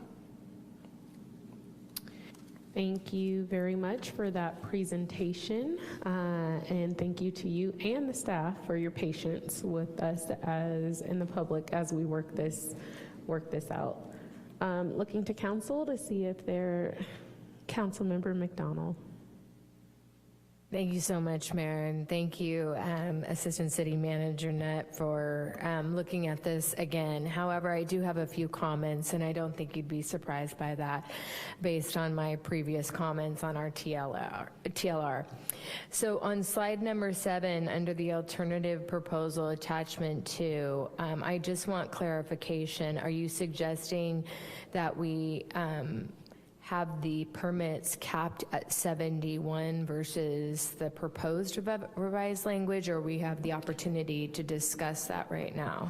So the proposed language right now continues to incorporate the density language in the ordinance. Which makes it 118? 118, however, it still also says the lesser of the total number issued by the state or 1 per 2,500 population. Which would make it 71. Which means that under the current transfer rules, a retailer can transfer, however, there can't be really substantial changes in the business model, or meaning they can't relocate, right? These 3 pieces, they can't relocate into another non-compliant zone. They can't sell to a retailer that has multiple violations or someone who's had a license revoked. Outside of that, a transfer of that license for that same location to a retailer in good standing can occur, and that total cap will remain in effect. If a license is surrendered or is revoked or is subject to the lack of a transfer, no new licenses would be issued until we hit the lesser of, which is the one. So I'd be interested in that. So then the cap would be no more than 71. So if you lose your license, it's revoked. We're not going to issue a new one based on the top revised language, but we'd actually go towards the reduction, which would be about a 71. So we'd have fewer folks selling tobacco. That's correct. That's the current language, the current proposal in the ordinance. So that's the proposal that I'm comfortable with for a lot of different reasons. I think we've gone through them in the past, but since that's an option and that's brought forward to council, I'd like us to consider that language, which is stronger, and it prevents children from having access, particularly when we looked at the map to see actually where our retailers are located. I think that's an important one to add through into the language. If we go to slide 11, just for clarification, you have proposed language that started out as violations 100, 200, 500, and then I'd like you to talk to me a little bit about the restructuring 3 strikes program. You're saying the restructuring was on the 3rd strike, they get fined, and we just revoke their license after that. Is that? That's correct. Thank you, okay. But on the second slide, on slide 12, you have an increase to the violations under a different code and section. So I'd like to propose that that's the language we include, so that it's $400 for violation, $900 for a second instance, and $1,200 for the 3rd. And I'm not as comfortable with your cap at $10,000. However, I think that, one, if the fines are not enough, we will continue to see bad players or people just selling to underage members of the community because the fines aren't steep enough. They're taking that chance. So I'm more comfortable going with a higher violations for these instances because I think it holds everybody who runs a business accountable to ensure that they're following the law and the ordinance that we put in place. So I would be more comfortable with slide 12 and having that language increased. As far as your exceeds $10,000, I appreciate what you're trying to do, and if it's consistent with other jurisdictions and that's the will of this council, I'd be okay with it. But to be honest, if you've had that many violations, in my opinion, your fine should equal what we put in place as far as the ordinance goes. So that's not one I'm going to die on the sword for. However, I do think that if you're making that many violations, you need to be accountable again as a business owner to make sure that you're keeping your business in check and that you're following what the law says as well as what the city of Santa Rosa says. And with all of this in mind, to keep children and community members safe. And then I think if I go to the next slide, as far as your start date, let's see, which one was that in, Jason, that you had? That was July slide 1, 13. 2026. My question is, why are we going to 2026 and not 2025, which is a year away from now? So the thought process here was to give retailers just a little bit more certainty than the first 6 months. So that was really the idea. We've also floated a concept among staff that we would have a potential 2-year licensing rather than an annual license. So it was really to set a date that we thought made sense moving forward. I certainly understand, and if the council wants to reset at July 1, 2025, I think we're happy to a year from change that. now is reasonable. That's enough time for us to be able to get information out to retailers that this is coming forward. I'm fine with the 2-year license as long as we're doing our due diligence to ensure that enforcement's, checking to make sure that everybody's following the rules. And I think that it shows the urgency of making sure that we are holding people accountable that continue to sell tobacco to underage folks in the community. And I think that was all of my maybe recommendations. Again, I do think that it's important that we get this in place tonight. I appreciate the work that's gone into all of this from all of the staff members. I appreciate the community members that write in that continue to inform us on the data that shows that strong TRLs protect children, particularly children and families that live in lower socioeconomic areas in the community and children of color. And so I think it's critical that we get this in place tonight. I'm not happy that it had to come back again for reconsideration. We were almost there, but I do think that it's great that we were able to come to some conclusions and get this in place now. Thank you. Can I ask for a clarification?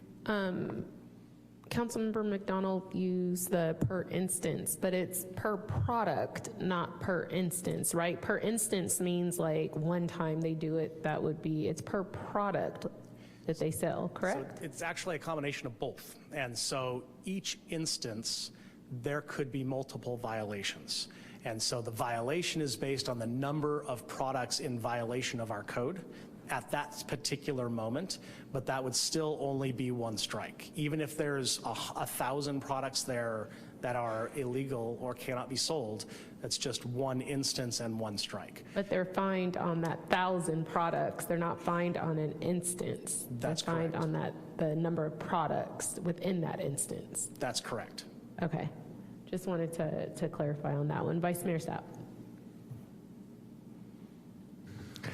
Thank you very much, Assistant City Manager. We've really put you through the ringer on this one. And I very much like what you've come back with. This addresses the concerns that I raised at the time. It does not place undue constraints on some of our smaller local retailers, but it still clearly accomplishes our aim, which is to make these products more difficult for youth to purchase. With respect to my colleague's reading, I have to say that I like your original proposal. Again, the purpose of this ordinance as we were approaching it was to make it harder for youth to buy products. It wasn't necessarily to go after the tobacco industry writ large, especially as where adults are concerned. I'm more comfortable leaving the number of TRL licenses in place on this date. So not necessarily dropping them to 71, but leaving them at the 115 or the 118, whatever we determine.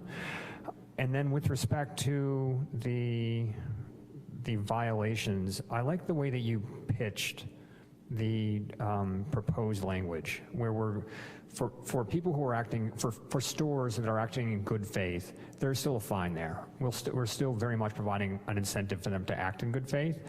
But for bad actors, people who are operating without a license, as the mayor just clarified, we're gonna go after them in a big way. I like the way that this section does it, and as importantly, it aligns with Sonoma County Code. That was the other very, very clear request we had from the business community, where they said, yes, absolutely, put a fine structure in place, put an enforcement structure in place, but don't make us have to track multiple jurisdictions across the county, which is what they're doing currently. So I like the fact that we're bringing our code into alignment with the county, and for that reason, I'm more inclined to support the proposed language that you have. I'm just checking my notes here. I think those are the main points that I have. Again, great work trying to thread the needle on this, and I like what we have in front of us now. Thank you. Thank you. Vice Mayor, could I ask a clarification question on your comment? Please. I just want to make sure that when you're talking about the total cap on retailers, were you looking for a simple cap, which is just the number of retailers at the adoption of the ordinance, or were you in favor of the proposed language, which also includes the language that says the lesser of the total number of retailers or the density? Good clarification. Removing the lesser of. Just keeping it like managing this like we're managing STRs. Let's have a cap, make it clear, but removing that 2,500 density provision so that we're not suddenly skewing the market in an unexpected way. Thank you. Councilmember Fleming. Thank you, Mayor. I agree with nearly everything that Councilmember McDonald said. The one thing that I would change is that I would not have a limit on the fines. I think the fines have to be what the fines are based on infractions. You know, I bristle at the idea that there is really an economic development argument to be made for a product that's the whole economic model is based on addicting children, getting them to pay for the product for their lifetimes, and then shortening their lifetimes.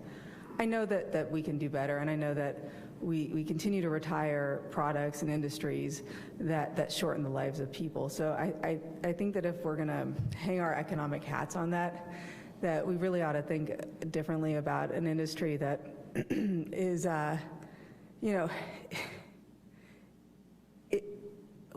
the idea that you're selling to kids probably at worst is it's abusive to children. And so I just think that where I'd really differentiate here is between going after the tobacco industry and going after tobacco businesses. I can see, although I disagree with, but I'm supportive of the idea of protecting our local retailers. I'm not in any way afraid of taking on the tobacco industry, where across the world they sue poor nations in order to keep tobacco sales flowing. I mean, these industries are unconscionable. We should not at all fear, or shy away from attacking them. What we should do is we should talk about what we can do here that doesn't destroy our small businesses. I frankly think we're undercutting them or underestimating them by thinking that if we take away tobacco, that we're going to be taking away their livelihoods. We've regulated alcohol before, we've regulated tobacco before, and what happens is people become creative because that's what business people are. They're problem solvers. So as somebody who represents a district that is overburdened by these, I certainly want to maintain the 2,500-foot turnover. That's really important because there's so many concentrated in my lower income neighborhoods. The other thing that is really important to me is that if whatever number we set the cap at, that when these turn over, the cap ratchets down until a point where we have one per 2,500, and hopefully they're either non-existent or they're spread out through the city at that point. I do think we're gonna get to a place in our society where people, as we've seen drastic reductions in tobacco use, we're gonna continue to see reductions over time. Businesses are still profitable in many other ways. Alcohol is not going anywhere. I'm sure there'll be some other thing. Maybe fruits and vegetables will start to get sold these bodegas rather than a product that's killing people. So that's my feedback.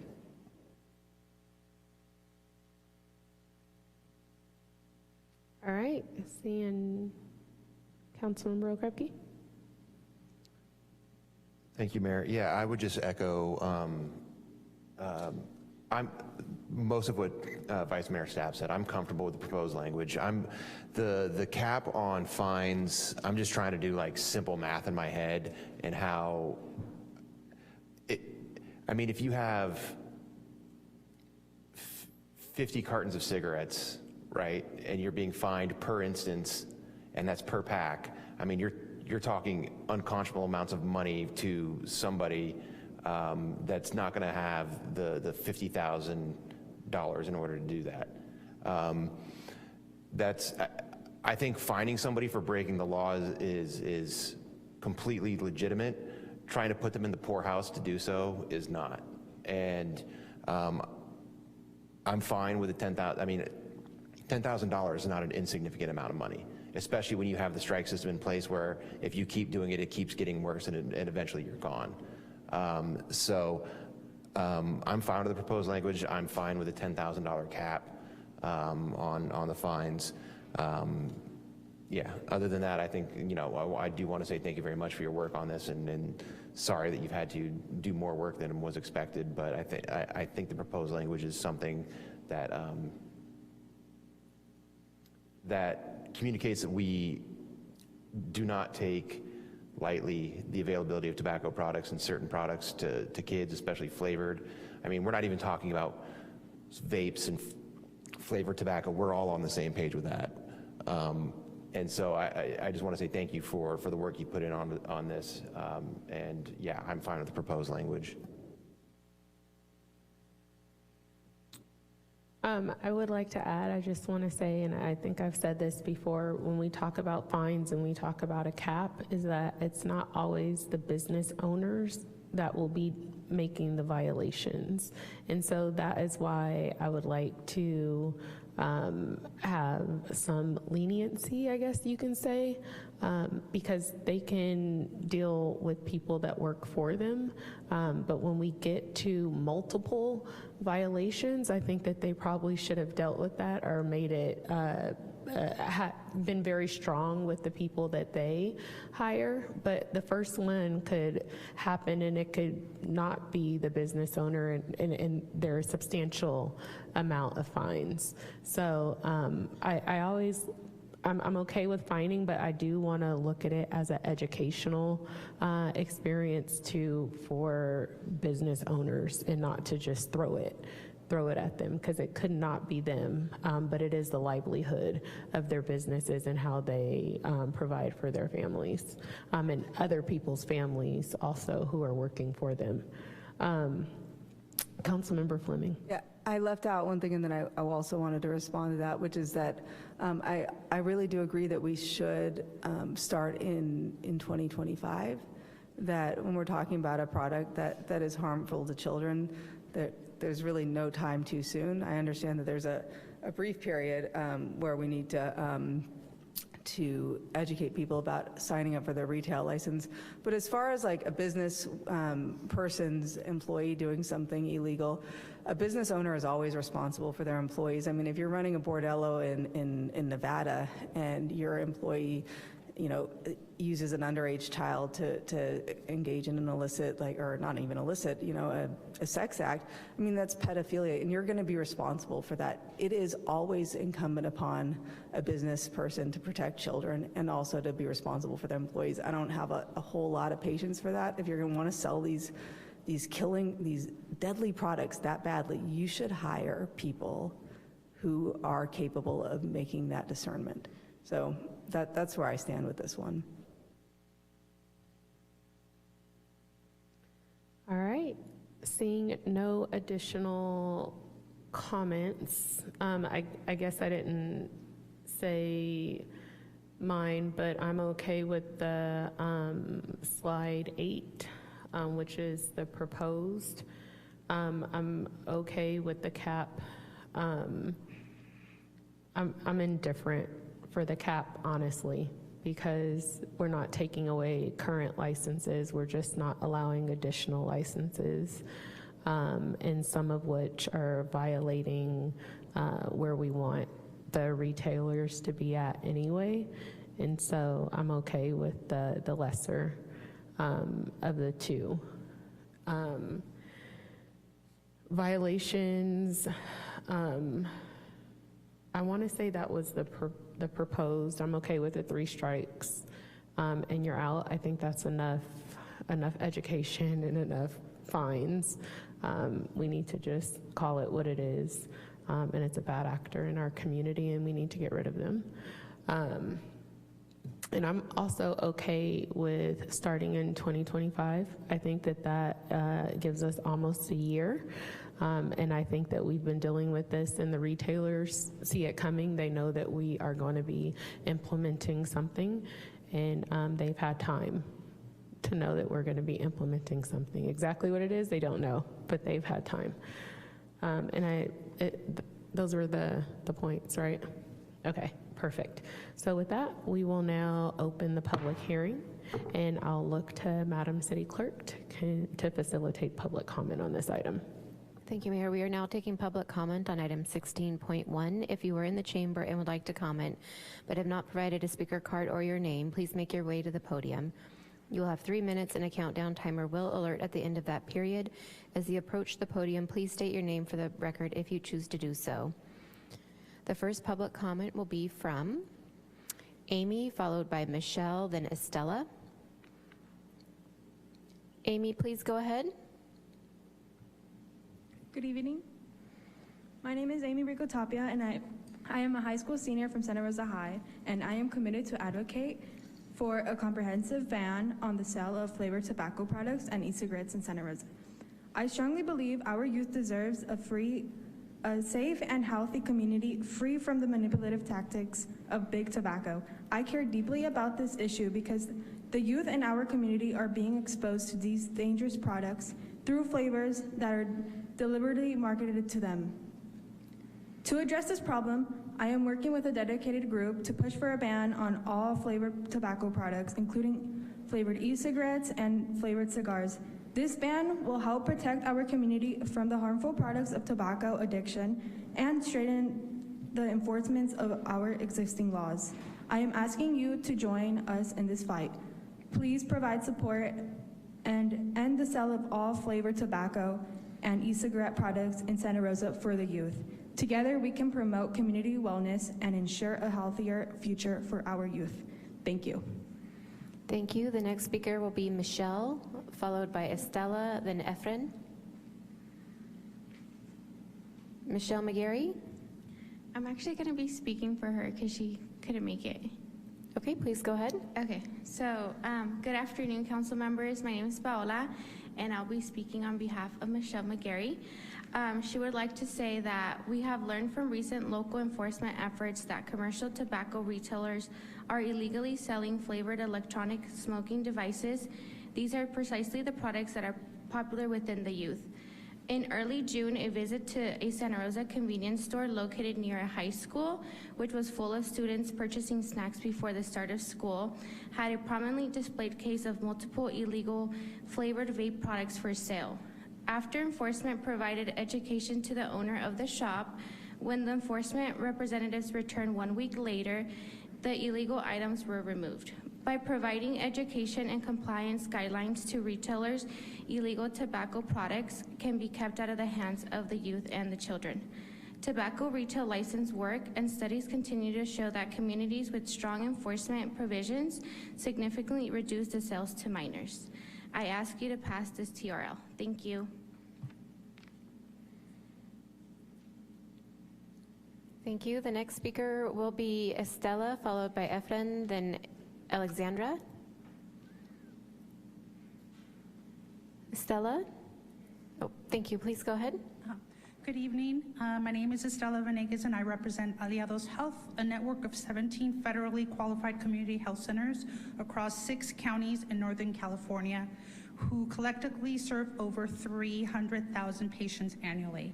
Our coalition includes Santa Rosa Community Health, Jewish Community Free Clinic, and Sonoma County Indian Health Project, all located here in Santa Rosa.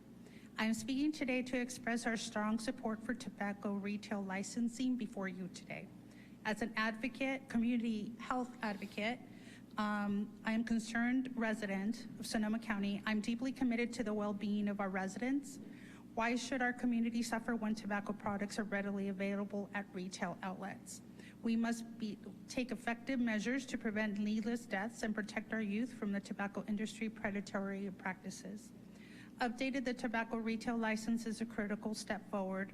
By regulating the sale of tobacco products, we hold retailers accountable for their role in distributing harmful substances. Furthermore, it acts as a deterrent for potential underage buyers, reducing the risk of life-threatening addictions. Our collectively responsibility is to shield the vulnerable, especially our youth, from allure of tobacco. The long-term health implications are well documented, and the cost to individuals, families, and society is immeasurable. Let us prioritize health over profit and send a clear message to our community's welfare and non-negotiable. Thank you for your time and consideration. Thank you. The next speaker will be Efren, followed by Alexandra, then Blythe. Hello. Hey, please go ahead. Good evening. My name is Efren Reyes, and I'm a senior at the high school at Rosa University Prep.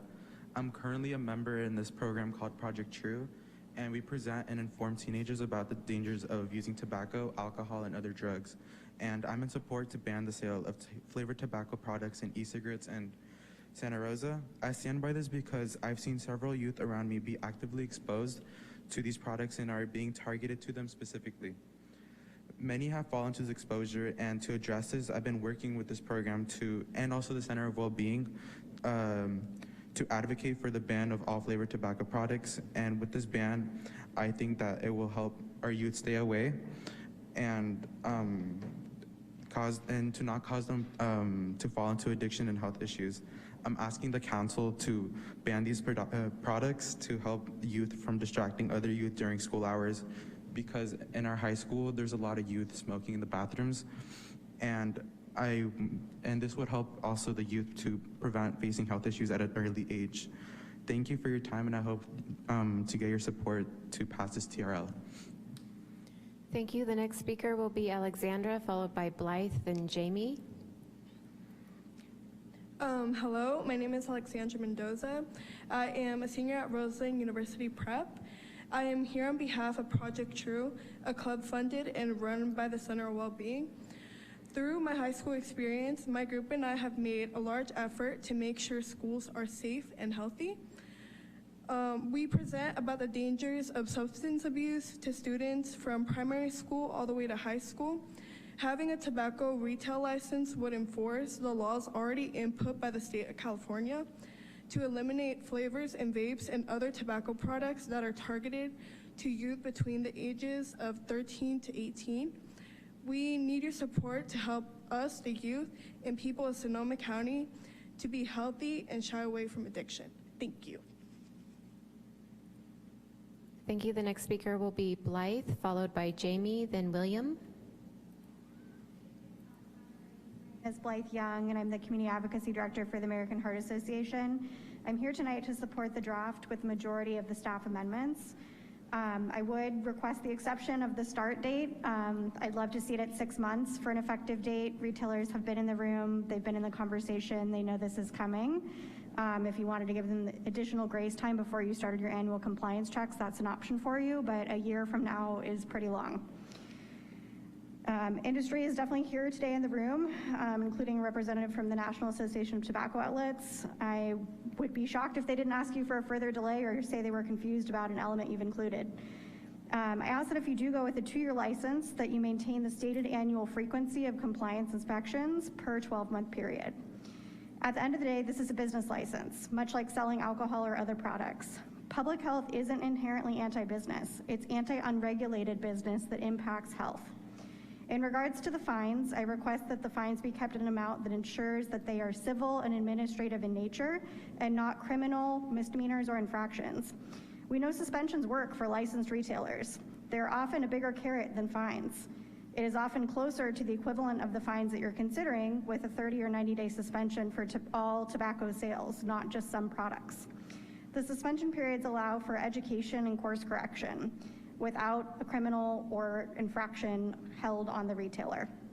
In terms of unlicensed retailers, you can suspend the amount of time before they're able to obtain a legal license, in addition to a monetary fine that would be, again, civil and administrative. I appreciate the council's commitment to this issue. You've had many lengthy discussions. I just ask that the policy in its final considerations is fair and equitable, and at the same time upholds the regulation of a product that we know kills 500,000 people per year, impacts people with asthma. We're nearing wildfire smoke season. We don't need additional impacts on health. Thank you. Thank you. The next speaker will be Jamie, followed by William, then Greg. Good afternoon, Madam Mayor and council members. My name is Jaime Rojas, representing many of the retailers with the National Association of Tobacco Outlets. As we already know, tobacco products are highly regulated, and it's already illegal to sell to anyone under the age of 21. As the Assistant City Manager mentioned, most of the retailers are law-abiding business owners. Now there's an issue of enforcement. As you mentioned at the beginning of the meeting, your state lobbyist, Renee Public Policy Group, should be able to assist you in finding grant dollars with the Attorney General's office, which are annual, in order to add more code enforcement out on the streets of the city of Santa Rosa. Also, where is the data that of Santa Rosa in particular has the impact on the state flavor ban? It is already illegal a year and a half ago. They should not be sold in stores or in underground markets. Why do we need more bans when we don't know if the recent flavor ban has worked? We've asked from the Sonoma County Public Health Department multiple times. There is no data that shows if it's working or not with over a year and a half under its belt. And as the Assistant City Manager mentioned, section 6.20.2, as of last week, the FDA approved 14 new vape products. 4 of them, as he mentioned, were flavored, which is legal in the state of California, but 10 of them are unflavored. The FDA finds these as cessation products to relieve adults from smoking combustible cigarettes. I believe the FDA is the highest authority in this country on what's in the best interest of public health. I think we should listen to them. 10 cities in California have already passed the approval of these vape products, including the city and the county of San Francisco. The FDA factually states that these are products to help quit smoking. Let's listen to them. You received a council email a few months ago from Union City, Councilmember Jaime Patino, who started the same way here with a full flavor ban and realized that the real issue, as some of the youth have mentioned, is illegal vape products, disposable ones. Let's focus on the issue. The penalties are fine. If you did it, you pay for it. Sonoma County supervisors Rabbit and Gore also did not believe in what was passed in the county. Went through multiple renditions of the ordinance, and most of them said, where is the local data? No local data was provided. Information from 10, 15, 20 years ago was provided. Nothing on the state flavor ban. We asked you to make that simple factual request from the Public Health Department. Where is the data? And in fact, an overreach of government. We thank you, and we hope you consider some of these requests. Thank you. The next speaker will be William, followed by Greg. Thank you, Council. As a smoker who's affected by these laws directly in my work life and personal, I'm wondering if the agenda being served is actually the agenda the Council and state are pushed. It's the STACT Act. It's the Stop Tobacco Access to Kids, which we all agree. It seems to be a great idea, but ironically, it's really only doing one thing. It's closing the free enterprise of the tobacco industry. The laws have removed every single product except 2, owned by R.J. Reynolds and Philip Morris. The thing that bothers me the most is the attitude that it's okay to punish the choices of law-abiding, tax-paying citizens and businesses who are not providing to kids. We did not elect our officials to make these decisions or to parent us. Your job is to protect all of us, my freedom to choose the type of tobacco I want to smoke, and to protect the free enterprise of that. All of the taxpayers are supposed to be protected by our elected officials, smokers and non-smokers. I have heard this council mention that they see no purpose for smoking whatsoever, but that's not a decision we ask our officials to make. It isn't the stores providing the tobacco to the kids. There are plenty of bad actors out there. I do agree they need to go. I really do want enforcement for them. I would like them gone. I'm not one of them, so I don't understand why, as a citizen, I'm losing my choices. We also know that full prohibition of something doesn't work. 18th Amendment, alcohol, for those who remember. Tobacco is so regulated, it's unbelievable. Understand that it's an unhealthy choice, but guess what? We all have the right to choose something that's unhealthy for us. If I want to smoke, I know the consequences of my smoking. I have the choice to quit, I have the choice to smoke. I'm not asking the city to parent me through my smoking. You actually mentioned in one of your meetings that I was present for that you had no numbers whatsoever to what's being lost. For every $1 million of sales, you're losing $92,500 in tax dollars. The state's losing $125,000 in tax dollars. 2 stores in this town are preparing to close due to the state's regulation. Those were issued within the last month. And over the course of the last 3 years, not that anyone seems to care, but you've lost 4 juice manufacturers that were local, homegrown Santa Rosa businesses that are now gone and not offered in the market anymore because of these different bans and success in these bans. We understand that we want enforcement. I want enforcement. I want the bad actors gone. But to do it with an uneducated ordinance, none of you smoke. The guy writing it, the council staff writing it, none of you smoke. You're including things in the ban that have nothing to do with tobacco whatsoever. Please, if you're gonna do this with an educated perspective. Thank you. Thank you. The next speaker will be Greg, followed by Pam. Greg, go ahead. Thank you, Council. My name is Greg Dameron. I was born and raised in Santa Rosa. I had one of those bucolic childhoods of the late 70s and 80s where, call it a feral childhood in Santa Rosa. Lived in the Marlowe Road area, Monroe Elementary, and then moved to Rincon Valley and rode our bikes all the time to downtown throughout Montgomery Village and Bennett Valley and Rincon Valley. And so I'm a true Santa Rosan. Brought my son back here when he was a year old in 2003 to raise him here. And it really was shocking. One of my first impressions returning from overseas doing HIV prevention work is seeing the proliferation of discount cigarette stores here in 2003 and 2004. It was shocking. As a kid, I remember seeing the Squire I was not a teen smoker, but we saw the Squire and we were curious about that kind of cool stuff, the humidor, et cetera. Being in my early 30s and seeing the proliferation of discount smoke shops and having family members that struggled with smoking, I thought, what happened to Bedford Falls? We've become Pottersville, Frank Capra movie allusion there. And then as I did work for County of Sonoma and then other public health volunteer work, my son became a teenager and got involved in doing undercover surveillance work, and I worked with teens from Community Action Partnership, as well as other teens throughout the county and Santa Rosa. And those discount smoke shops that proliferated then became vape and other specialty smoke shops, and in the last 10 years, I call it tobacco blight. It's not the Santa Rosa I grew up in, and as smoking rates have dropped, but we see an over-proliferation of these stores. And per the comments of council members here today, especially Councilmember McDonald and Fleming, thank you for bringing light to that. Our children deserve to live in communities where they have a fair advantage, where they're not being targeted by the multi-billion-dollar industry who, for whatever we lose in terms of tax revenues for products going off and smoking reduction, we gain hundreds of millions of benefits, of health benefits. I don't have that figure for you, but I can supply it next week. Thank you for having your vision.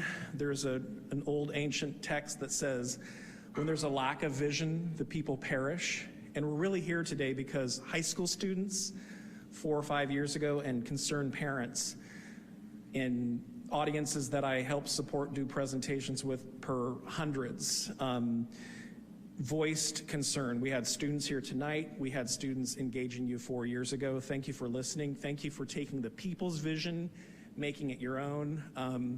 I was told at Sonoma State that public boards don't like visionaries. Well, we're proving them wrong. Thank you. Thank you for your vision. Thank you. The next speaker will be Pam. Do I push a button? One moment, I'll get it turned on for you. Okay, thank you. Thank you. Hi, I'm Pam Granger. I'm the chair of Tobacco Free Sonoma County Community Coalition. I'm here tonight with a thanks.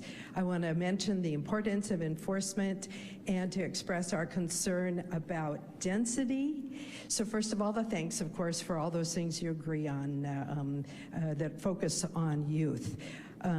Unfortunately, the tobacco industry takes choice away when kids start using tobacco products when they're young, before they're not even cooked yet, and they get hooked, and so their choice is gone early on. And we're dealing with an industry that is so clever. I have a daughter that was marketing in college major, and a friend said, just take a look at the tobacco industry, and you're gonna get what marketing really is. They just came out with a product. It was just in the news. What's a vape product where you can play a game on it? I mean, this industry is just make them stop. So we talk about the importance of enforcement. This is where the picture will help.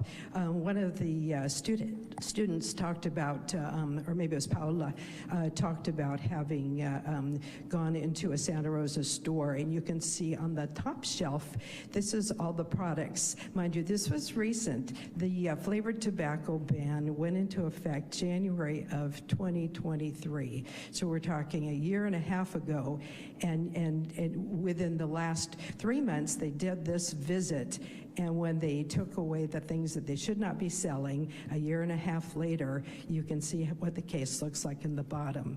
There was just an inspection done down in Petaluma.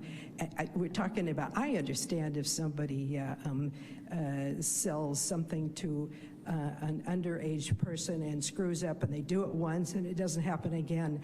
This store had fake panels in the back of it, and behind those fake panels were hundreds of products that shouldn't be sold. So again, we really need to be on top of our game. So that's the importance of enforcement.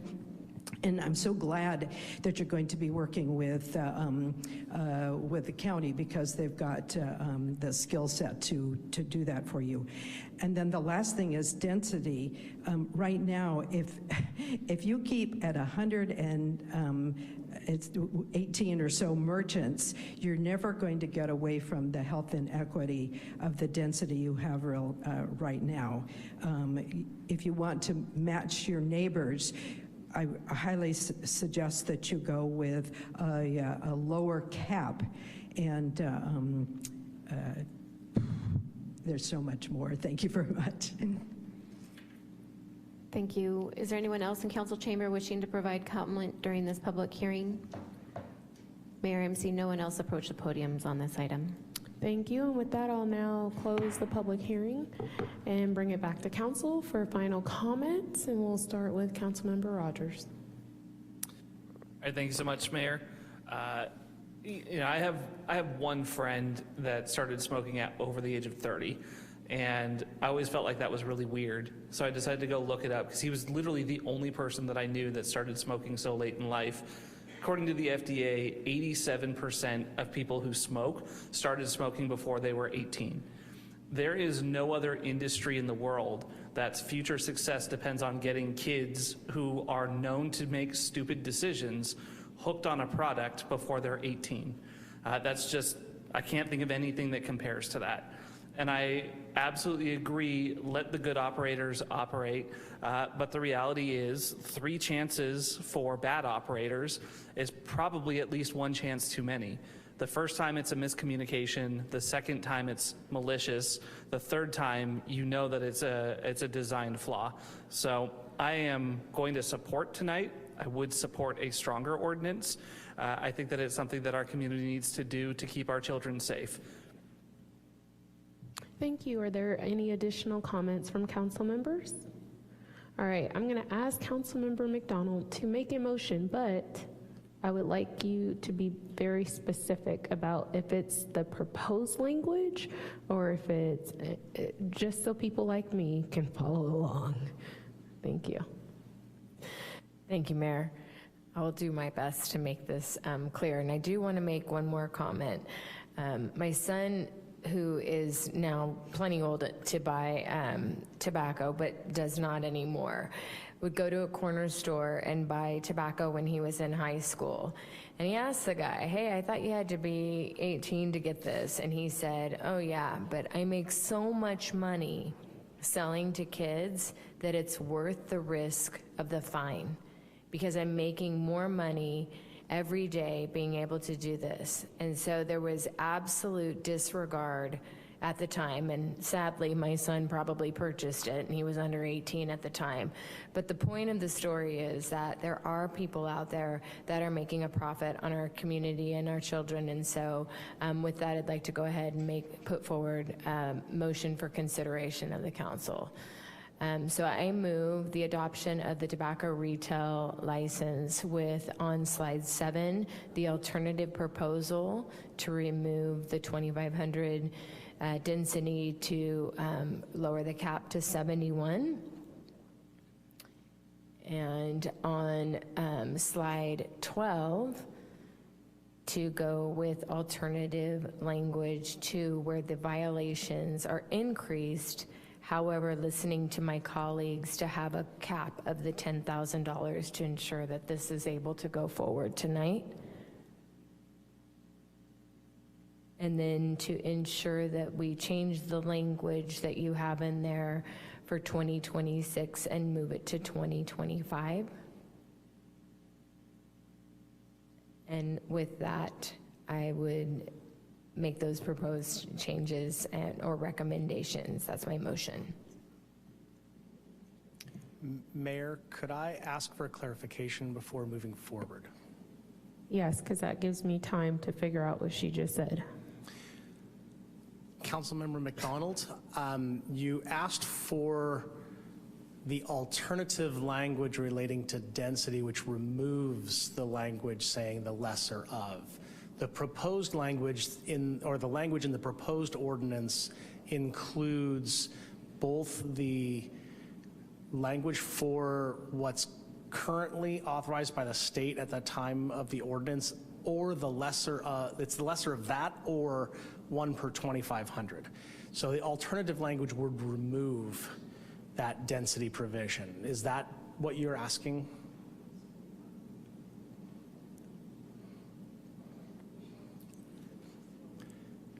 Keep the density language. So to keep the density language, yes, because we want it to lower to 71. So the density language is included in the proposed ordinance as drafted. Okay, I apologize. It says alternative proposal on slide 7. So whatever is going to get us to 71, I don't care if it's proposal 1, proposal 2, or 20. What I want to make sure is whatever is in the motion is to reduce it down. So if somebody loses their license from the 3rd strike, we don't issue a new one until we get to that 71, which I think, if I did the calculations right, is that clear on the motion? I apologize, that's really messy. And yes, Madam City Attorney. I'd like to just clarify that point. So I'm looking at the attachment, which has the alternative language, which takes the proposal that the Assistant City Manager prepared and brought forward and redlines it with some changes. So as to the first item, which is 6-20-060, you are not accepting the red lines. You're going to keep the original language that is in the ordinance in front of you. So using the language that the Assistant City Manager used, it's the proposed language, not the alternative. Is that correct?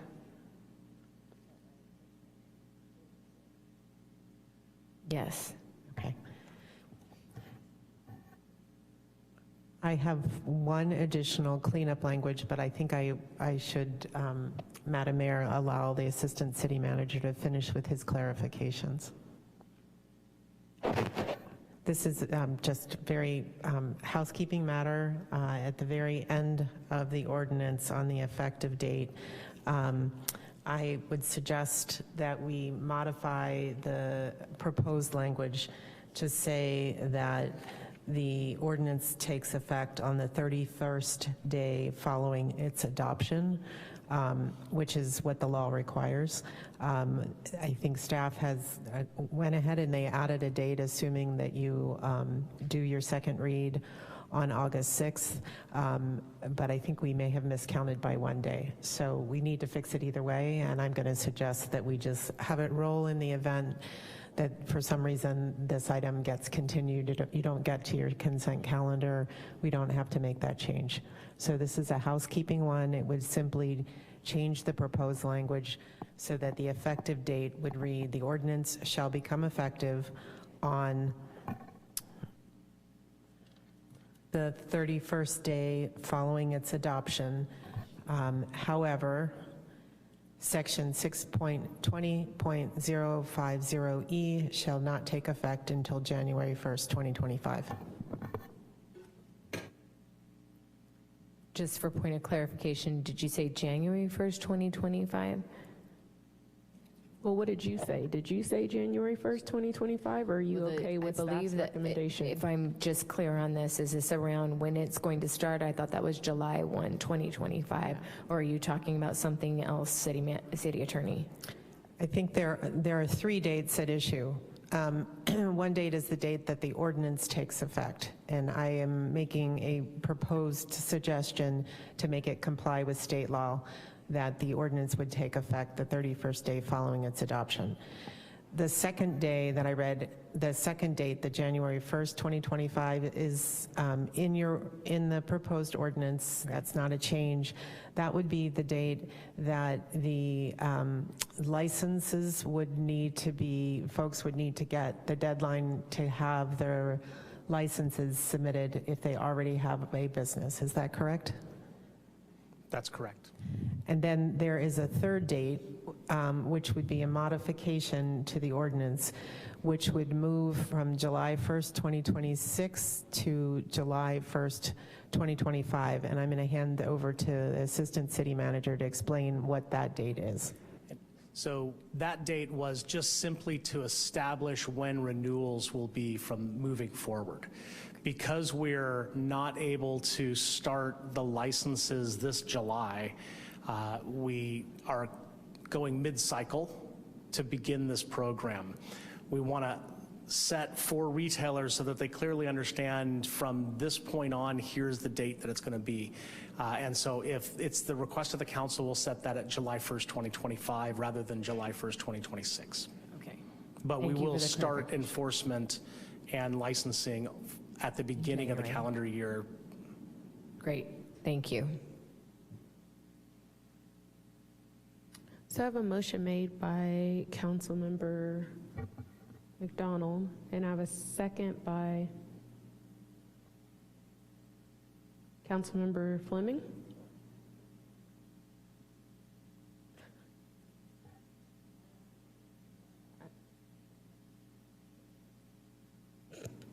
All righty.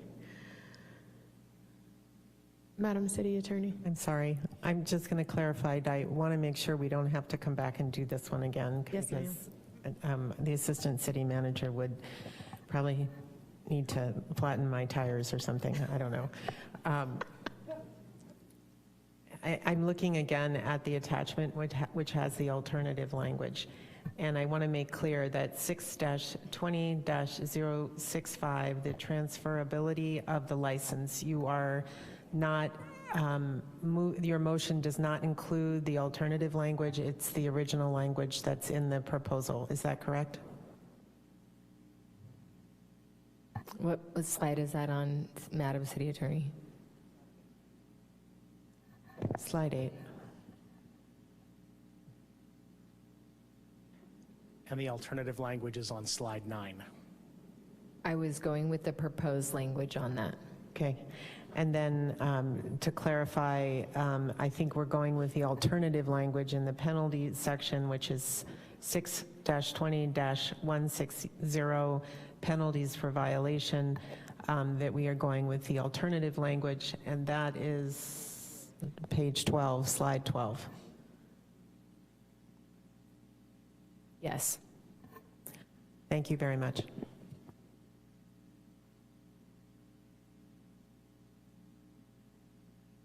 All right, so we have a motion made and we have a second.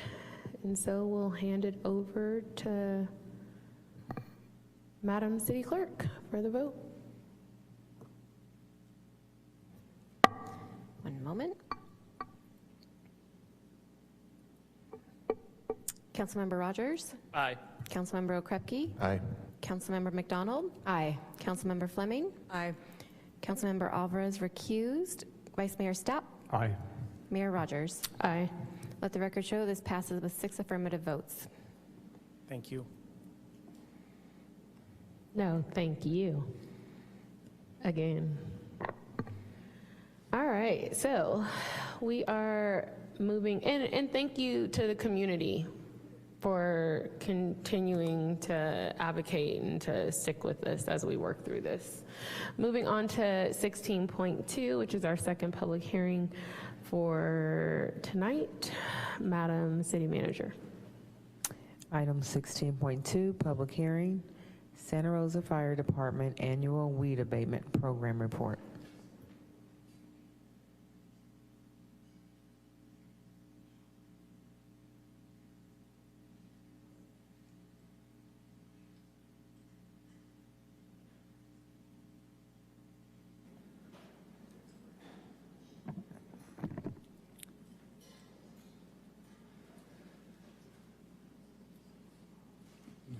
Good evening, Mayor Rogers, members of the council. My name is Paul Lowenthal, Division Chief Fire Marshal with the Santa Rosa Fire Department, here for the annual weed abatement program public hearing regarding weed abatement liens. I promise I'll make this as quick as I can. As a reminder, the weed abatement program is run by our Fire Prevention Bureau. The weed abatement inspections are based on the requirements of the program, which apply to all homes and properties in the wildland urban interface and vacant lots across the entire city. The ordinance goes into effect upon declaration of our local fire season and requires those properties to remain in compliance during the season. Essentially, inspections take place. Roughly 11,000 properties will go into inspection annually. There are re-inspections that take place. If a property is found to be out of compliance after their first inspection, their second inspection, and then a compliance inspection for abatement, the abatement takes place. Property owners that do not come into compliance, that are abated, receive their bills from the city. That also goes for those that failed their first 2 inspections. Those that do not essentially pay their bills, we come before you for the annual liens that are sent to the county collections. So the recommendation is that you take the annual report of the itemized properties for the cost of the weed and rubbish as provided for in the applicable city code section and allow us to proceed with that process. I'll take any questions. Thank you. Looking to council to see if there are any questions. We have no questions from council. We have no one in the chamber to make public comment.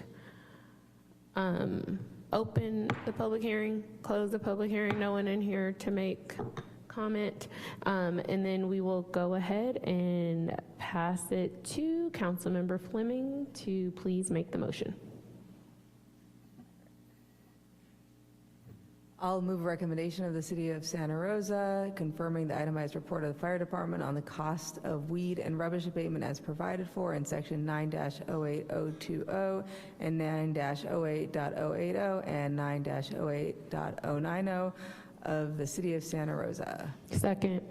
We have a motion made by Councilmember Fleming and a second by Mayor Rogers. Are there any additional or any comments? Seeing none, Madam City Clerk, may you please call the vote? Councilmember Rogers? Aye. Councilmember Okrepke? Aye. Councilmember McDonald? Aye. Councilmember Fleming? Aye. Councilmember Alvarez is absent.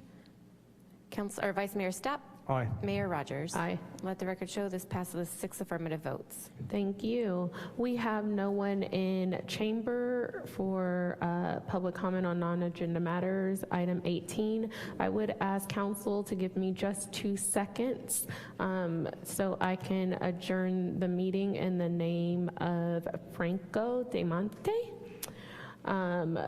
Fire engineer Frank DeMonte started with the Santa Rosa Fire Department on October 24th, 1988. He was promoted to fire engineer on June 30th, 2002. Engineer DeMonte has continually proven to be an outstanding apparatus operator who is safe, dependable, and a master of his craft. Franco has trained and mentored countless other firefighters and engineers over the years with humility and class. Franco is a true leader in the organization and is known for his reliability, loyalty, and friendship. I would also like to add that Franco is known for his ability to eat a burrito in about 5.6 seconds and the little sound that he makes after he completes his meal. I would like to thank Engineer DeMonte, and I know I am with the rest of my colleagues, for his 36 years of amazing service to our community and to the city.